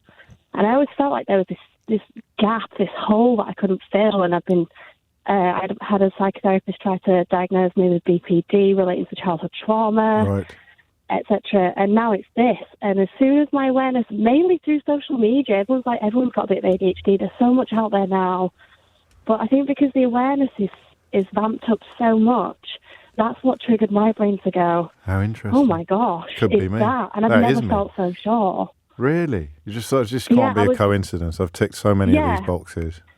It was literally everything. And it was within the assessment. The health practitioner nurse was like, yeah, you've got ADHD. And I felt like it wasn't a surprise. It was a really weird diagnosis. It's not like being told something terrible. No. Like, I felt hope. I was like, oh, so now I could be put on medication and be at my optimal self. And what happens now? What happens now? What has happened now? What's the first thing that happens in that moment? What else does she say? Yeah, so they're going to put me on a stimulant, which you wouldn't think someone who has hyperactivity would need more stimulation. But basically, my brain doesn't release dopamine the way a neurotypical brain might. So I don't get hits of, oh, that's met my need. I get hits of, that's not quite met it. Then I become... I need more. Yeah, and I become fixated on things. So like certain drinks or certain food is something that I fixate on, and I can't. It's like being on rails. I can't stop it. Really? And that's a lot of my life. It's to someone that doesn't have it, it's an impulsion. It's not a choice. It's literally like, for me, it's orange Lucozade at the minute. Is it really? And you just have to have orange Lucozade every day? I have to have a bottle every day. The isotonic one, like the orange flavoured one, not yeah. And it's insane because I would always describe myself as not an addictive person and quite a level-headed, rational person. When do you get the medication?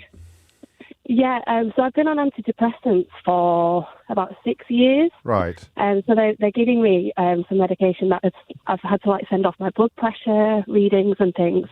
So that's literally being processed now. And for all I mourn my previous self, because I used to be really interested in academia, but underperformed because there was no support there. So Sorry, that's my child in the background. Oh, well, we won't keep you from them for too long, I promise. So, yeah. Can we keep it? Can we, and listen, say no or say yes on the radio and then never return my calls again. But I'd love to just catch up with you every now and then and see when the medication starts working, what sort of difference it's making. Yeah, I'd love that, because I'm curious too. And for all, like I was saying, for all I'm mourning for my past self, much like your other callers, I'm also celebrating for my future self, because I've never seen what I'm going to be like in the future, as hasn't anyone else, unless you've got some gift. But I'm really excited that there is a medication, and that if this raging part of me, that good old Lucozade and other things, can be tamed to some degree and can be, it can make sense for a change, because I've just sort of gone like with the flow and just accepted that. That's such a lovely way of looking at it, isn't it? So as I tried to explain clumsily a minute ago, the road ahead, if you could let the road ahead be at least as important as the road behind, and it becomes less of a grieving process and more of an anticipation, perhaps, of what's to come. Yeah, it's definitely the rainbow in the dark clouds, because and the nurse said, like, the medications can be transformative. They don't even recognise themselves. And no guarantees, though, of course. People react differently. So fingers crossed. Like anything, it does take some adjusting, like any medication. But also, even if you're not going down the medication route, just understanding the nature of the beast is a massive part of it. It must be, mustn't it? It absolutely must be. Just to know, it's not. It's more than just. I thought that Kat's comment of having felt like a failure as a woman and a mother was absolutely traffic stopping, wasn't it? And to realise that it's not that, it's something else. It's something that can be addressed and can be fixed even. Can we do that then? Is that all right? Should we catch up? Yeah, it'd be great. All right, stay on the line and have a word with one of my colleagues, probably be Eleanor, I think, and we'll try and just because I wonder if don't get cross with me, but if next time we speak to you, I wonder if you will not forget the name of the person you were referring to and the point that you wanted to make at the beginning of this conversation. It'd be really interesting to see. It really will. And I wish you and yours all the absolute best. I really do. Thank you, Georgie. Can we deal with Georgie now? 11:46 is the time. You're listening to James O'Brien on LBC. And I'll tell you again, I mentioned to you that the switchboard is not the driving force of this programme. Some of the best conversations we've ever had have been on hour-long topics where we've only had 4 calls. But those 4 calls have been people so intimately involved in the story that we're talking about that they change our understanding of everything related to the issue that's under discussion. And similarly, if you want to make the phones ring without making interesting radio, you can just talk about, I don't know, speed cameras or parking tickets, and boom, everyone's ringing in. But on a subject like this, when you're talking about something new and you see that the volume of people wanting to contribute is extraordinary, then you realise you're in the foothills of another major social moment, and particularly for young mums. Isn't that interesting? How a sort of self-selecting sample this morning has emerged from young mums, and that phrase of Kat's feeling like a failure as a woman and a mother, and then discovering that actually this is not, well, it's neither necessary nor permanent, that feeling. Bill Browder will be joining us next to talk about the reported death of the Russian opposition politician Alexei Navalny in correctional colony number 3 in Russia. It is 11:52, and it is to Bill Browder we turn next with, I suppose, Bill, we have to say the unexpected but entirely predictable death of Alexei Navalny in a Russian jail. Yep. Oh, phone line's a bit sticky. We'll try and fix that shortly. I don't know whether it's a delay at our end or at his end. And given that the subject that's under discussion at the moment is so personal, and indeed so serious, I don't think I'll go to a caller. I'll return to Bill Browder, and I'm just reflecting, Bill, upon the fact that it is both unexpected and entirely predictable. Remind us just how sharp a thorn Alexei had been in Vladimir Putin's side. Well, Alexei Navalny was the one of the most courageous people in Russia. He was ready to call out Putin for who he is, which is a criminal, a thief, and a murderer. And he made movies about Putin. He exposed Putin's illicit gains and wealth and all of Putin's cronies. And for that, Putin tried to kill him with chemical nerve agent Novichok back in 2020. And here we are now, 2024. They finally got him. The first attempt to kill him didn't succeed. And so we don't know exactly what happened, but he's, according to Russian prison reports, he's no longer alive. And you're in little doubt that that will be as a consequence of other people's actions rather than anything remotely resembling natural causes. He was an extremely healthy, vital young man before the poisoning attempt, and how the Russian government decides to explain it, it's all obvious to me and everybody else that Alexei Navalny was killed by Putin. How much influence or impact does the broader global picture have upon the audacity that Putin and his cronies would deploy in circumstances like this? By which I suppose I mean, if Putin's pariah status was even more firmly established, would he be less likely to be sanctioning or ordering this kind of thing? Well, I think that the more Putin becomes sort of Kim Jong-un-like, yes, the more he doesn't care what people think. And so as he becomes isolated, as he becomes a pariah, nothing matters. But I don't think this is directed towards the international audience. I think this is directed towards the Russian audience, which is to say that he's anybody who stands up to him will be killed.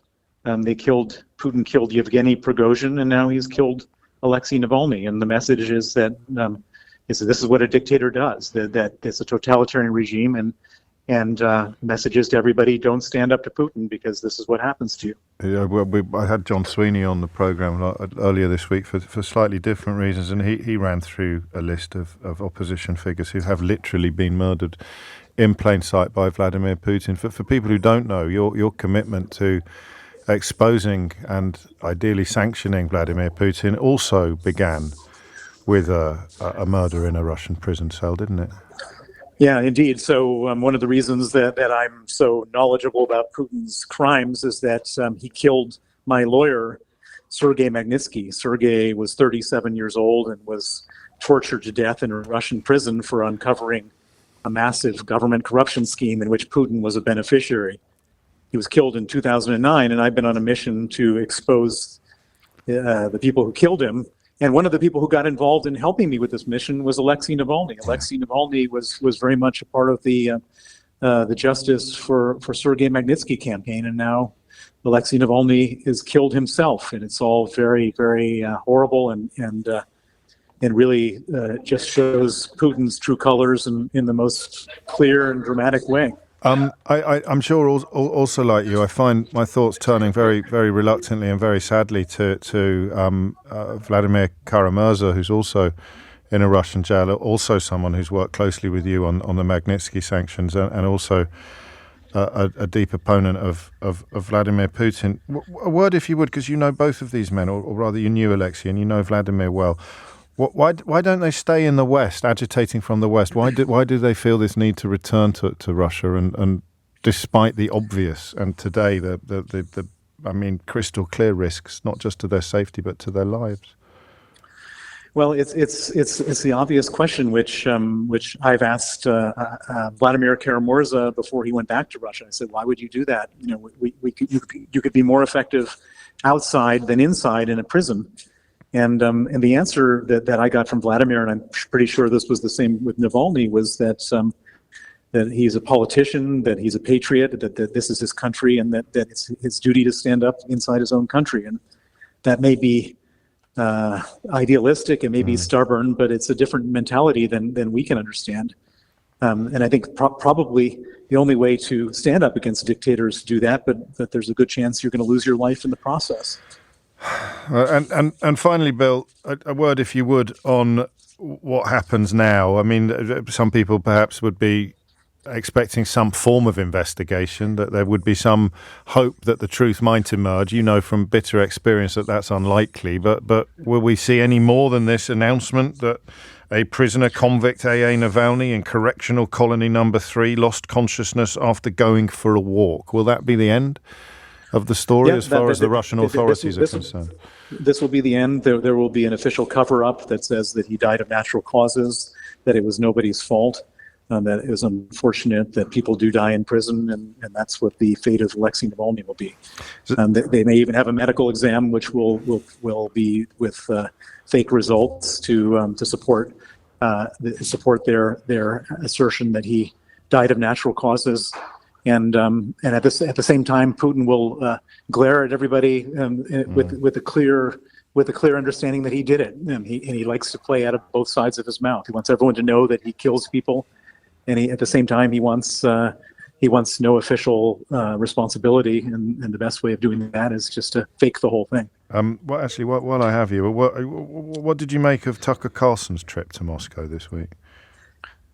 Well, I mean, it looks particularly bad in light of them killing their most prominent opposition politician. Tucker Carlson is if he uttered the same words about Vladimir Putin that he does about President Biden, he would also be dead in Russia right now. Bill Browder, many thanks. I'm sorry that we find ourselves speaking once again in such grim circumstances, but few people better qualified to reflect upon and explain the significance of the murder in a Russian jail, I think, I will say, of Alexei Navalny. Our thoughts to his friends and family. It's coming up to 12 noon.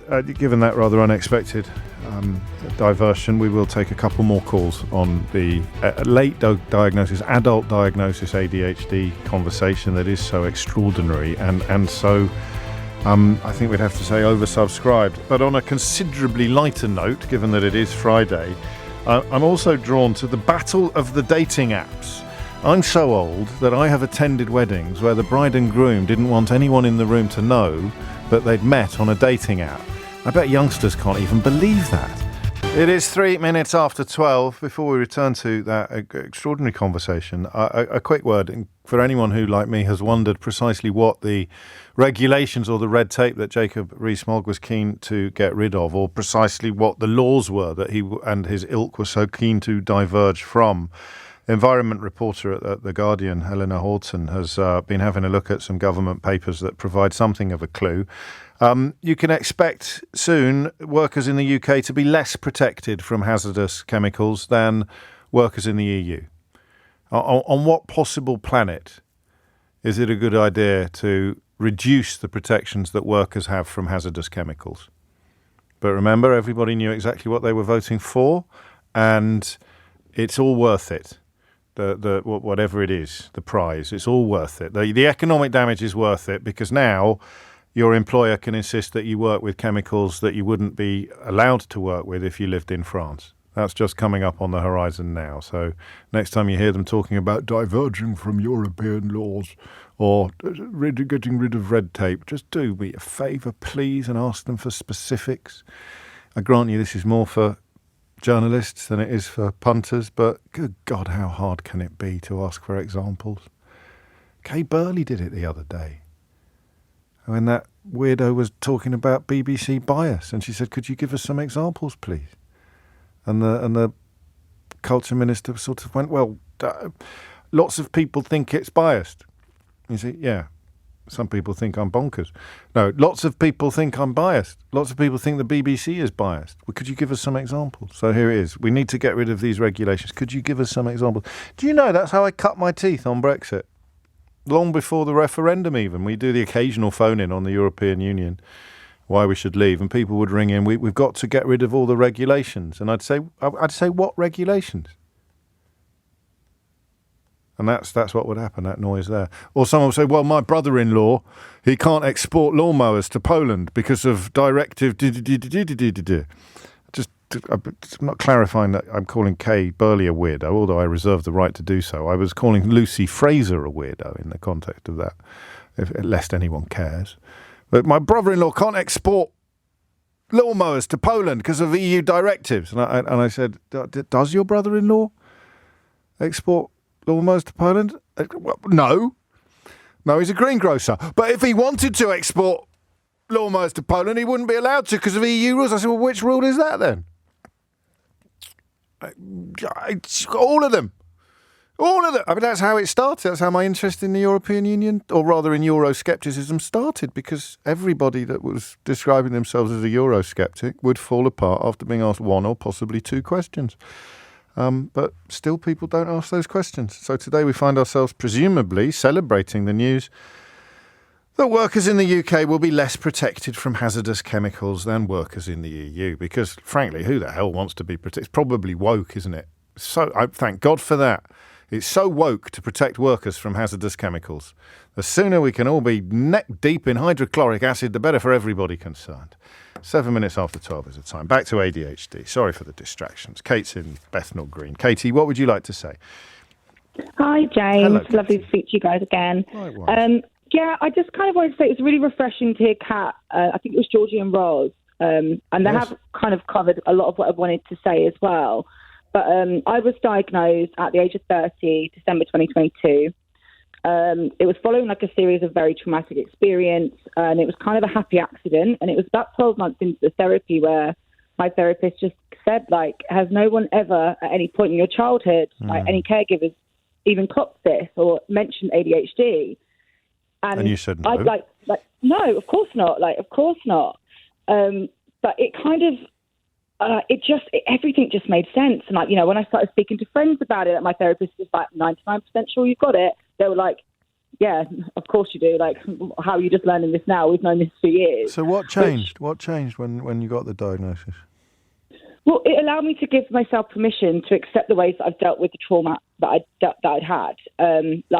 Again, oversharing is a massive part of ADHD, and I know it's going to come out at some point, but, you know, I've dealt with suicide, and I've dealt with sexual assault. Okay. And I also dealt with a very awful car crash that I was first responder to. So I had some really, really bad trauma experiences. And the way that I dealt with them was like, because I didn't realise my brain was constantly searching for serotonin and dopamine, I was putting myself in reckless and impulsive and dangerous situations. Right. So I was self-medicating in whichever way I could find. And I, you know, still to this day, I'm somewhat doing that only because I'm still waiting to get my ADHD medication. But it just gave myself permission to accept that the way that I dealt with those tragedies wasn't just because I'm a bad person, and that it was genuinely because my brain was not. Letting you be kinder to yourself, then. Yeah, that's it. My internal conversations before this diagnosis were horrible, horrible, horrible things I said to myself, and since having the diagnosis, those horrible comments, they still creep in every now and then, don't get me wrong, but the louder side, the side that understands now where that's coming from, is so much louder. And even though I've got a long way to go, and as I say, I still do slip up from time to time. But you're facing in a different direction, aren't you? That's come across from every caller. What did you? I'm so happy for you. And for everybody who's rung in today. What did the letters ADHD mean to you 20 years ago or 10 years ago?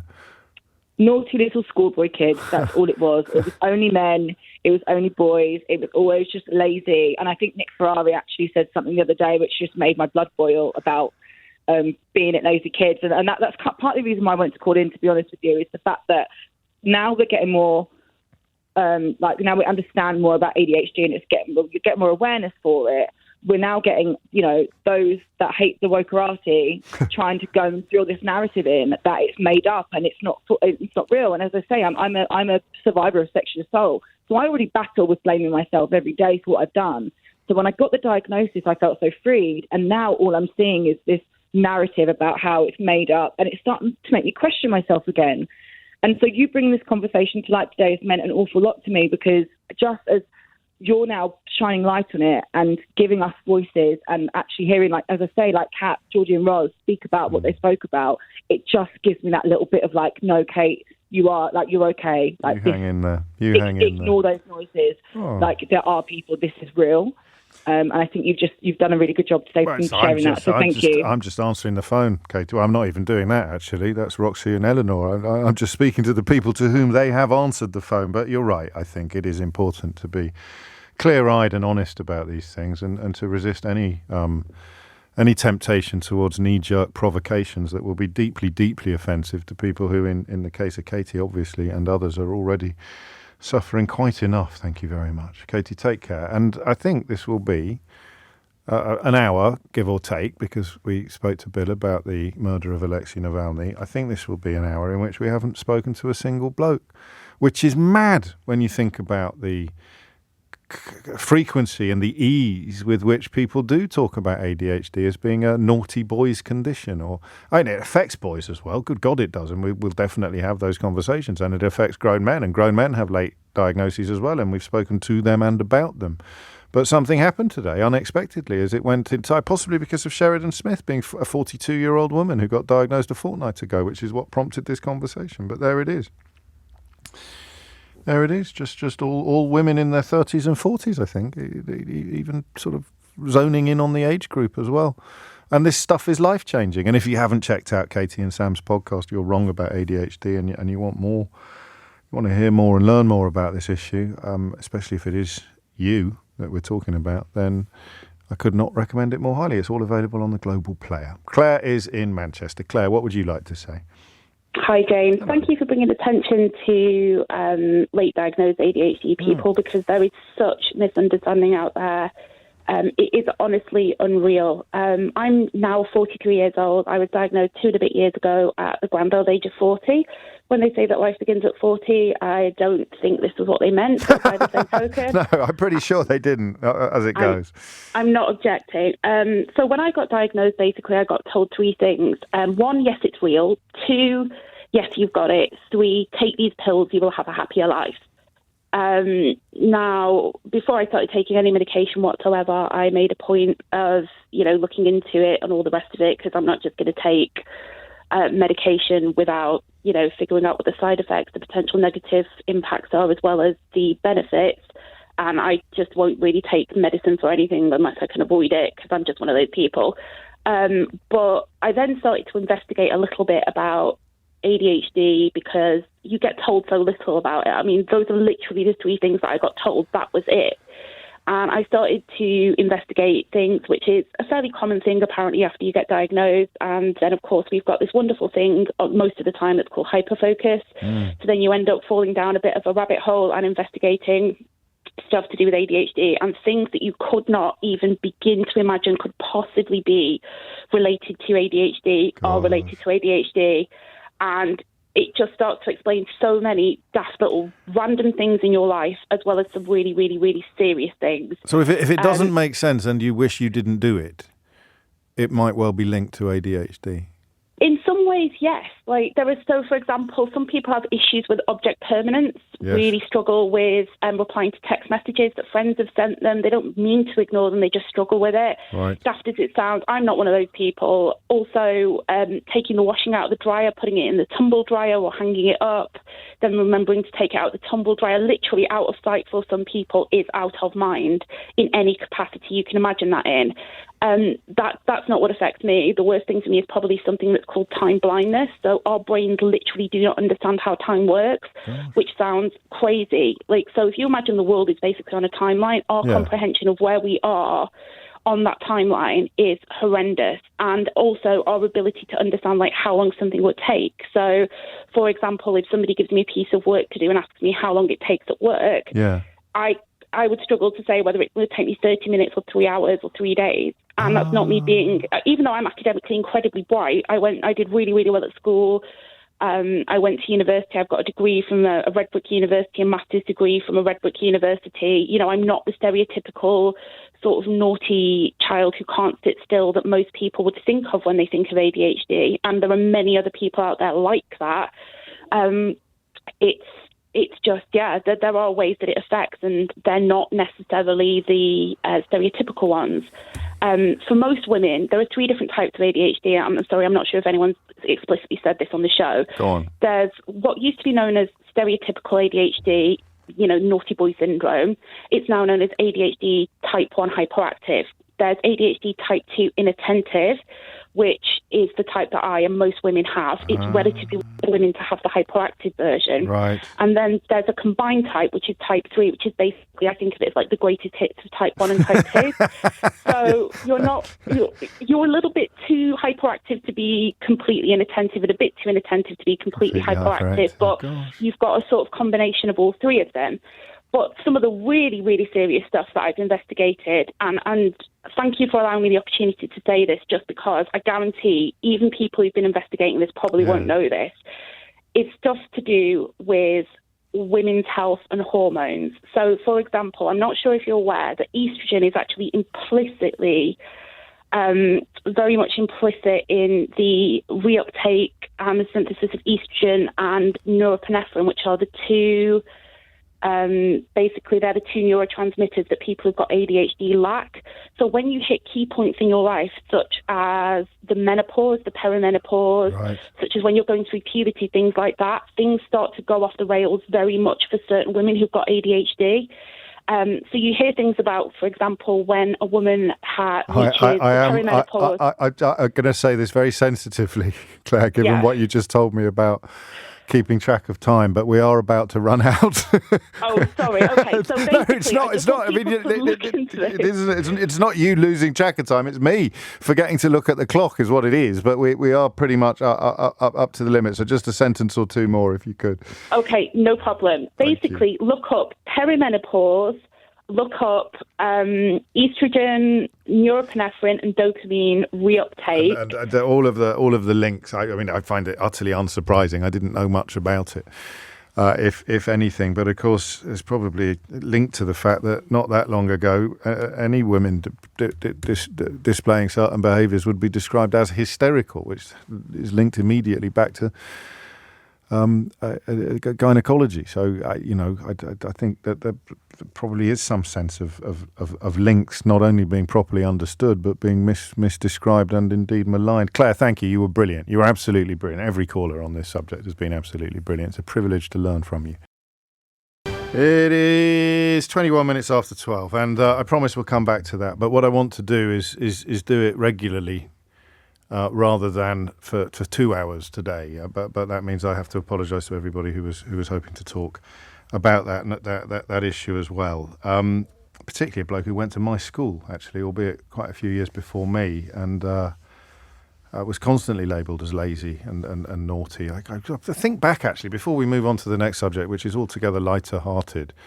Just think back, if it wasn't you, who was it at school, do you think, that probably would have benefited enormously from this sort of understanding and diagnosis, and where their life might have gone if there had been interventions at that stage? I just got a very moving bunch of tweets from one of the people I was talking to you about, actually, one of the people who had stopped me recently and out and about to say thanks for covering this subject, and the difference that early diagnosis could make is obviously immeasurable and unknowable, but almost certainly immense. 22 minutes after 12 is the time. So I read something once about Netflix, and it made me think about Tinder. I am of an age where I have never been on a dating app. Do you know, I don't think I've even looked at one as a tourist to sort of find out what all the fuss is about. But I certainly never never used one as a consumer. And for my generation, it was still 15 years ago, certainly 20 years ago, there was still a little bit of stigma attached to it. So I have attended 2 weddings where I knew that the bride and groom had met on a dating app, had met online, and nobody else, or rather, most people in the room, most people at the wedding didn't. So only the closest friends of the bride or family of the bride and groom knew that they'd met on it. Because or you just say we met in a bar, and no one's ever going to know any different. And in a way, you did meet in a bar because you met on a dating app and arranged to meet in a bar. So you could, the difference being, of course, that some people, myself included, would find it almost inconceivably impossible to march up to a complete stranger in a public space and try to, quotes, chat them up, end quotes. So I'm fascinated by that. But the thing I read about Netflix that really struck me, because I was confused why they axed series sometimes before they'd finished. Even some of their most popular series, a couple of years later, get axed, and you get the things online, like the petitions, and please don't axe this. But of course, Netflix's model for a long time depended, and probably still depends on, securing new subscribers. You know, it's infinite growth again, isn't it? You've got to keep growing. You can't just consolidate where you are, be happy with that business, and harvest the profits back into the business and share some of them up amongst us. So because Netflix was dedicated to securing new subscribers, and you're not going to get new subscribers for Series 4 of a smash hit, even if Series 1 and 2 were two of the most successful things that Netflix had ever carried, they axe that series to start a new one in the hope that it gathers a momentum and gets word of mouth, which means new people go and sign on. So most of the big shows, I mean, the ones that go the distance go back to the box sets. It's why you now have bidding wars almost, and one platform will resurrect another show from another platform because the other platform had got rid of it. But why would another platform do that? Answer simple, because they'll get new subscribers by picking up a show that's been dropped by the platform that launched it. They're not going to get any new subscribers by putting on Series 4. Do you see? But if you love it and you want to watch Series 4, you're going to sign up to the new platform without leaving the old platform, because the old platform's got lots of stuff you still like and is launching its own new shows as well. And that's the end of my TED Talk. So how does this apply to dating apps? I hear you wonder. Well, when I read that about Netflix, right, I found myself wondering whether Tinder had the same problem. Because the worst thing imaginable, if you're a shareholder in Tinder, is for people to get together forever. So it's almost turned into a pop song, that. What's together forever? What's that for? Together forever and giving my heart away and I still love you. Did I get the lyrics right? I never get the lyrics right. I either get the tune right or the words right. Never both at the same time. It's like Eric Morecambe and Andre Previn, but without the laughs. I thought, well, surely this is terrible for Tinder. Because as I understand it, Tinder depends upon you constantly swiping and you constantly being in the mix, as it were, and you constantly being on the lookout. And that is why a headline in the Daily Telegraph, of all places today, actually stopped me in my tracks. Because it said, Tinder accused of, quotes, addicting users instead of finding them love. And not for the first time in my life, I thought, if only you could somehow buy shares in ideas. Because I had this idea about 5 years ago that Tinder surely needs people to carry on rather than settling down and finding someone in love. So, I mean, there'd be some publicity seeking involved here because the lawsuit was filed on Valentine's Day, and the parent company of Tinder, Match, has been accused of prioritising profits over relationship goals. Spokesman for Match has said the lawsuit is ridiculous and has rejected claims of negligence and false marketing. So it will be interesting to see how it unfolds. But that notion of being designed to be addictive rather than being, as they have claimed in some of their marketing literature, designed to be deleted, intrigues me. It intrigues me deeply. And the question, I think, for you is quite straightforward on this. Is it specific to Tinder? But if people aren't really... Are you using Tinder? What is it? There's so many now. It's so impossible to keep up with. I hear of Hinge quite... Is Hinge a thing? I hear of Hinge quite often. People seem to use Hinge. Bumble, Hinge, stop saying weird words in my ear because I can't check that any of the shush. I can't. Alpin, there's not one called Alpin, Keith. What are you talking about? Happen, is that a Yorkshire one? Is that for people? Happen, I've got a date. I've gone to pub. Happen, really? There's one called Happen. That's fantastic. So, what's the difference between a good one and a bad one? Do you see what I mean? And if you were a user of Tinder, and there must be loads of people listening who were, if you were a user of Tinder, do you think it was actually encouraging you to carry on playing rather than helping you settle down with your true love? I love this question. I hope you do too. So I mean, I'd start with that, shall we? We'll start with that. So as a Tinder veteran, did you actually find love when you came off it? Do you think it's possible? Because I always forget the correct phrase, but the fixed odds betting terminals, there's a whole field of academic study dedicated to discovering the optimum levels of exploitation of consumer. So if it paid out a little bit more, then you'd probably say, all right, that's enough, I'm walking away. If it paid out a little bit less, then you'd probably say, all right, that's enough, I'm not putting in any more money. But if it pays out precisely the right amount, then you will carry on putting your money in again and again and again and again. I've written about it in how to be right, but I can never remember the correct academic phrase to describe it. And then, of course, you factor in the bells and whistles, the things on the actual machines that tempt you into playing in the first place. That's half the battle, and the other half of the battle is to get you playing for as long as you possibly can. And it seems to me quite logical that Tinder, which would rely on advertising for its income, doesn't want you to stop using Tinder.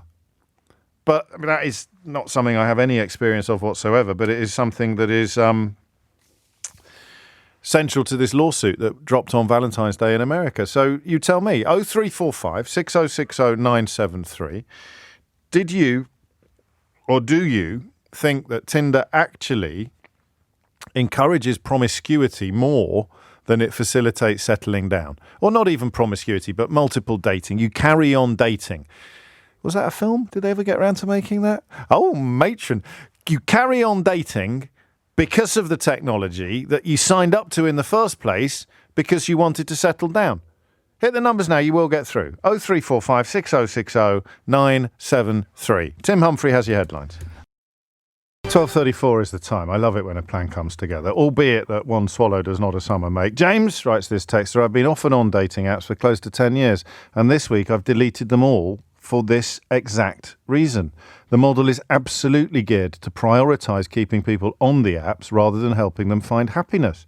And frankly, the mental turmoil and self-criticism that it creates is no longer worth it for me. So this would mean, if I were to take my slightly highfalutin theory even further, this would mean that the people who got together early doors, people whose weddings I went to, they're like your Series 1 and Series 2 of a TV classic. But the model so they all go out and say these things are great, but they're not on them anymore because they got married. And that's rubbish from the point of view of the business and the shareholder. So they're like Series 1 and Series 2 of the box set. And in fact, they would be axed at Series 3 or 4 because you need new people to come in. And as the model evolves and the business grows, you put more and more effort into making sure that people don't leave than you do into creating the word of mouth of people getting together. So there's a tipping point at which you don't need the word of mouth that I met my partner online anymore. All you need is you sign up too. You will find true love. I don't know. I'm thinking out loud. And now it's your turn. Ben's in Stafford. Ben, what would you like to say? Hi, James. Before I get into it, I just want to say that I saw you in Wolverhampton earlier this month, and it was absolutely fantastic. Oh, thanks, mate. It was a great night, wasn't it? I saw you after the show, and I didn't have much to say because I was a bit nervous, but it was great to meet you. Thank you, Ben. Do you know for that now, hopefully? The two people on stage that night, it's just been announced that one of them is going into the House of Lords. Ayesha Hazarika? Yeah. Well done. Oh, wow. I know. Isn't that incredible? I had no idea, but it obviously isn't me. Anyway, back to the dating apps. What do you want to say? Yes, so dating apps have been around for over a decade now, so we're finally starting to get the data on the effects that they're causing. And one of the things is that 80% of the women are only interested in about 5% of the men. And those men tend to be the men that they photograph well, they've got good genetics, usually they're 6 foot tall, They have photos that show that they've got status symbols, like an expensive car or things like that. Where do these numbers come from? Where do you get those figures from, if you don't mind me asking? Okay, so there's a book called The Case Against the Sexual Revolution that refers to this as well. And there's another book by a certain Jordan Peterson, which I have read in the past, which also refers to it. Okay. I know. I don't want to be rude, but it sounded... I don't like the word incel, but it did sound a little bit incel the way you described it there, because I know probably 50% of my social circle who got together on these apps, and absolutely none of the men involved would fit into the category that you've just described. In fact, they'd rather cut their own arm off than be photographed with a status symbol like a car. So let's park the statistics, if we may, and talk exclusively about your experiences. Okay, so I've been on a dating app for nearly 2 years now, and I think one of the things for me is because I'm only 5'4" tall. And so for a lot of women, that's going to be a bit of a non-starter anyway.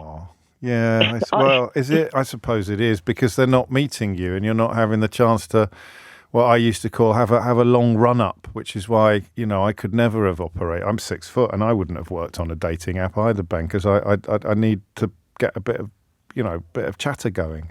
Do you know what I mean? Well, that's the thing. You're boiled down to exactly things like height, the degree to which you're educated, and the dating apps are designed so that you can filter people out that don't meet your expectation. Even though in the real world you might see them and you see something different about them when you see them in reality. There's something else. There's another je ne sais quoi that you can't describe about them that warms you to them. You're absolutely right. You really are. So you're not really in the category I'm talking about. You're disillusioned with dating apps for different reasons. You're not someone who is dating endlessly and not settling down because the algorithm or the business model is designed to keep you on there rather than to actually find you a life partner. Well, there probably are guys that can use them that way. Like I said, if they're in that, that top 5% or they're the best looking or whatever, they don't need to settle for anybody because women kind of fall at their feet to get to know them and to date them and more. You put me in a slightly uncomfortable situation, especially because you said such lovely things at the outset. But don't read any more of those books. I think you're right to think that being not very tall probably has an impact upon first impressions. Of course it does. But these men you think exist don't. They don't exist. There are a couple of weirdos, often on trial or on sex trafficking charges, who pretend that they can sell secrets of seduction. But without being too rude, the autonomous, strong women are not going to want to go out with men like that, or men who followed their dating tips. The kind of woman you deserve, Ben, will see past your height, and you wouldn't want to be with her if she was truly looking for a man with a Ferrari and no morals. So you oddly, given the last hour of conversation that we had, I think you need to be a bit kinder to yourself, mate. I think you sound like you'd be a catch for a young woman, and you don't need to define the fact that things aren't happening for you in the way that you might want. And to be fair, in my 20s, I often felt like that. You don't need to define that by almost feeling that you're being squeezed out of the picture by a largely mythical constituency of men who treat women appallingly, drive fast cars, and largely don't exist. So I don't think these books are... No, okay. I'm not a follower of Andrew Tate, by the way. I'm just saying that with any hierarchy, there will be people that rise to the top, and I don't think love works like that, really, to be honest with you. And it's easy for me to say, but I'm no oil painting, and the idea that everything is defined solely... I mean, dating apps might help create the idea that if you don't have a nice profile, or you don't have a seductive profile, or an impressive or a high status profile, then you won't get as many clicks. But I don't think that these books are helping you at all. I don't think if you're really looking for loves, words like hierarchy are helpful. I really don't, mate. I think it's a good way of making an awful lot of money and getting famous, while also, in the case of one of the writers you've mentioned, having a personal life that's a bloody car crash. Yeah, maybe I guess it does sound a bit clinical the way I'm describing it. Yeah, it does. And I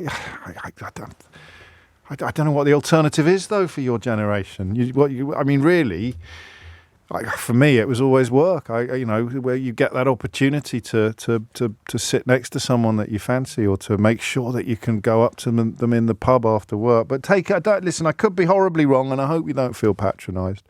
But I don't think that's going to help. I mean, if you woke up tomorrow and you were 6'4" and you had a Ferrari in the drive, you'd still be you, and it's you that you want someone to fall in love with, not your height or your car or your status. It's you, and if you look after you, you immediately become more attractive, and the happier you are with you, the happier you can make someone else. But I feel every one of my 52 years as I try and give out that advice to a 28-year-old mate. Look after yourself, seriously. Chris is in Horsham. Chris, what made you pick up the phone? Hello, James. This really spoke to me because I spent the last 10 years on dating apps, first in New York and then recently here in England. Gosh. And after those 10 years, I actually got to a point where I realized that dating apps were a bit like dating someone who has the worst best mate in the world. That best mate that's always dragging them off on holidays and saying, "Oh, what about this guy here? Yeah. Oh, well, what about that? And what about this guy?" And just constantly doing everything they can to sabotage this very delicate thing that happens when you're in the early throes of, the art of the possible.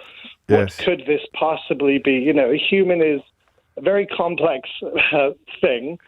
And you're trying to make a judgment, but you're constantly being thrown in other directions. It's like being in the sweet shop, I imagine, in some senses. Yes. And either you're in a sweet shop and you can't try any of the sweets, which is perhaps a little bit like what Ben sounded like, and that's horrible. Yeah. Or you're in the sweet shop and you keep thinking, "Oh, I've had that sweet and now I'll try another one." And that's pretty awful as well after a while. Well, James, I can tell you, I'm 6'1" and a former model, so I didn't have any issues with, people talking to me, Sure. but I had major issues with people continuing the conversation and not getting sidetracked. So I don't think that stuff is necessarily, the biggest problem. No. However, I do say I was always horrified when I'm swiping and on profiles, women will say, "No short men, please. No short men, please." I'm 5'11" with heels, and I was always horrified because I thought, well, if you're a man and you say "No flat-chested women, please," you would get destroyed. Yeah, and rightly so it is. I mean, it is a sort of a soft, permitted prejudice, isn't it? So have you knocked it on the head now? Because obviously, if you've been on there 10 years looking for a partner, then you are not a very good advertisement for these sites, are you?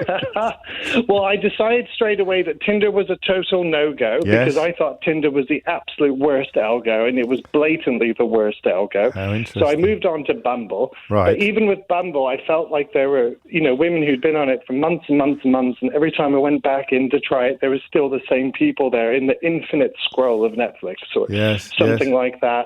And it was actually someone who I got together with who reached out to me when a relationship broke down, and we finally sort of connected in a really great way, and that was last year. And you're still together. Strong, engaged, all of it. There you go. You see, but saying that, I haven't. Two things I'll thank you for. One is the use of the word algo, which I haven't come across before. And the second is I was going to suggest that you tried Appen. You can meet a lovely girl from Leeds. Sorry, that's quite a niche bit of humour, isn't it? But that's what I thought Keith said in my ear. I thought there was one called Appen, just for Yorkshire dating. There should be. And to tell you what, copyright that now, we could make our fortunes.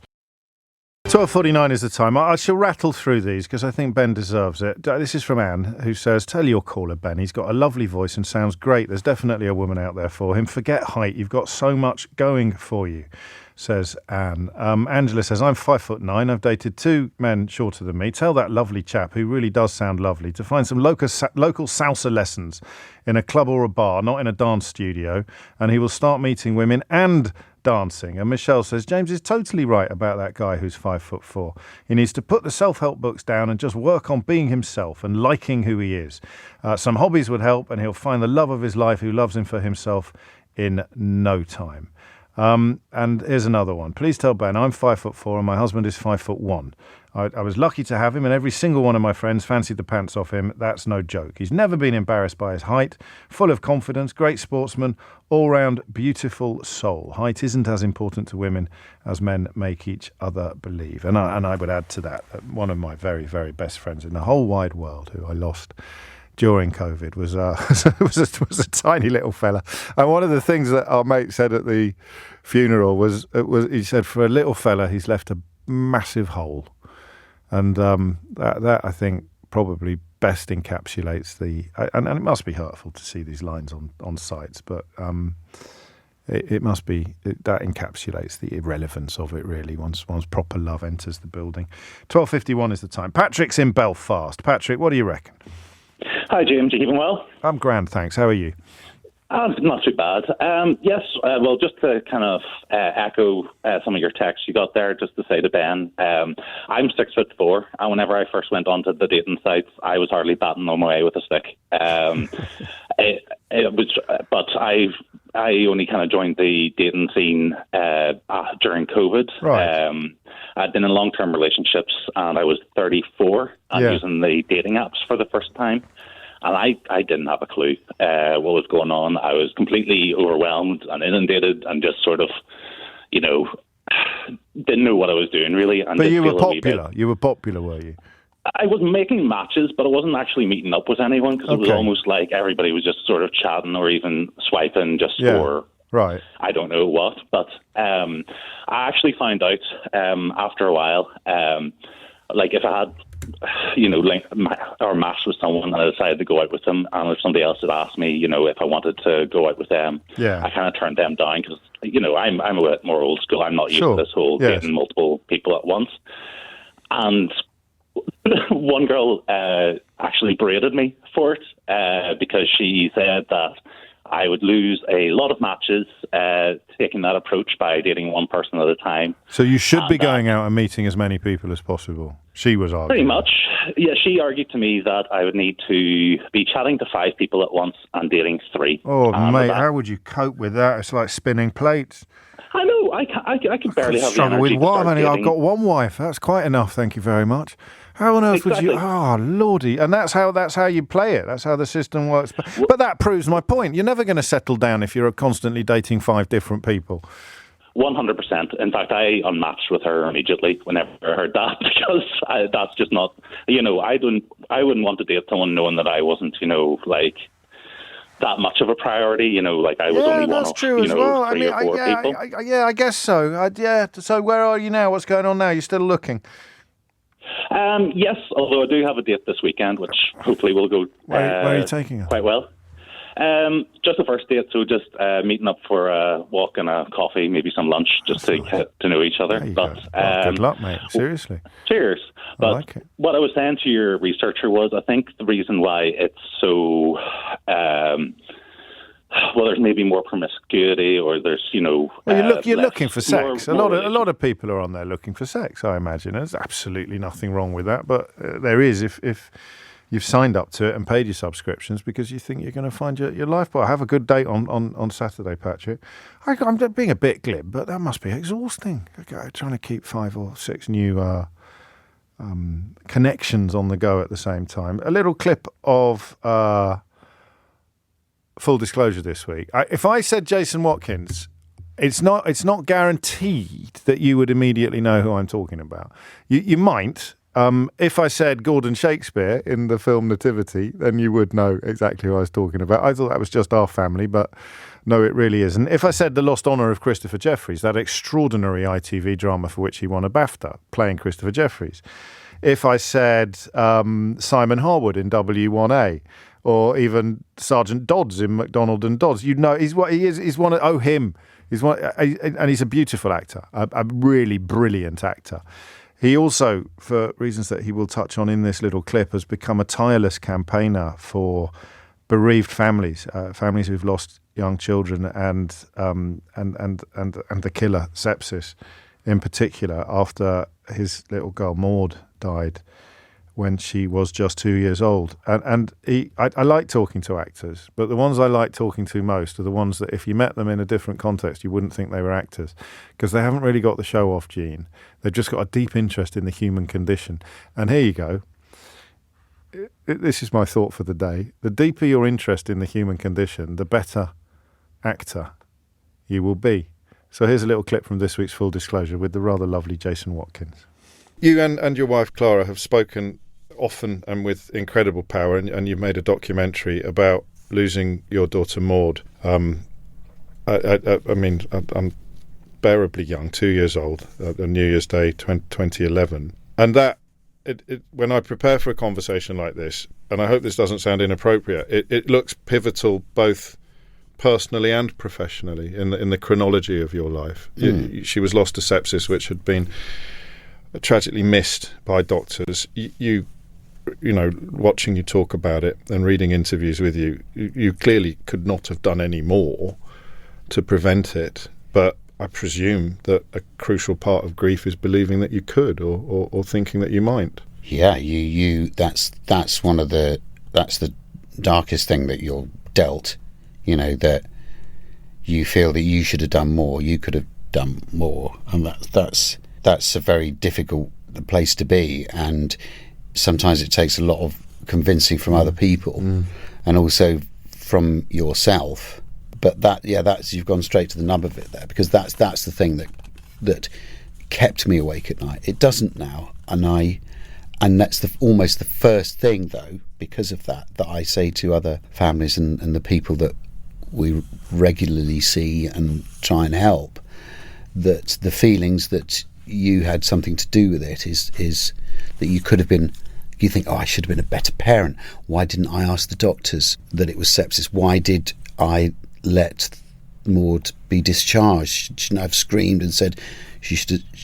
I mean, that may not have helped even then, because the sepsis would already taken a hold. So yeah, it was. Every time we talk about it, I'd slow down. I'd stop waffling because I want to find the right words, and it's not just for me, but for everybody else. And I don't want to tie it in a ribbon and make it convenient. Our life was so different before to after, and life has been divided into before Maud's death and after Maud's death. And despite the horrors of the first few weeks and months and the despair and sheer bleakness of it and wanting time to go backwards and everything appearing different, that was, you thought you knew what it was, everything's perceived differently and almost in brighter colours. Despite all that, there has been clarity of thought in other areas. There's been, you separate the wheat from the chaff a bit. You haven't got the emotional energy to deal with some things, and you focus perhaps on what is important, which maybe you couldn't have known before. Really powerful stuff, and also lots of showbiz and laughter as well. Just a really nice man. You know what I always say about full disclosure, is that I only ask people on if I think I'm going to really, really like them. It's the best possible criteria for an interview series. And do you want to come on? I'd love to come on. Would you really? Yeah. It's a date. Can we sign up, Sheila? Yeah, just delete this, will you, from the podcast. If you missed any of today's show, you can listen back on Catch Up on Global Player, the official LBC app, where you can also pause and rewind live radio. Download it now for free from your app store or head to globalplayer.com. Coming up at 4 on LBC, it's Tom Swarbrick, but now it's time for Sheila Fogarty. We must get her on Full Disclosure. I'd love to. She'd be great, wouldn't she? Not that we'll wait and see. Yes, yeah, that's true. Not that we're constantly interviewing our own colleagues, our own colleagues, our own colleagues, our own colleagues, our own colleagues, our own colleagues, our own colleagues,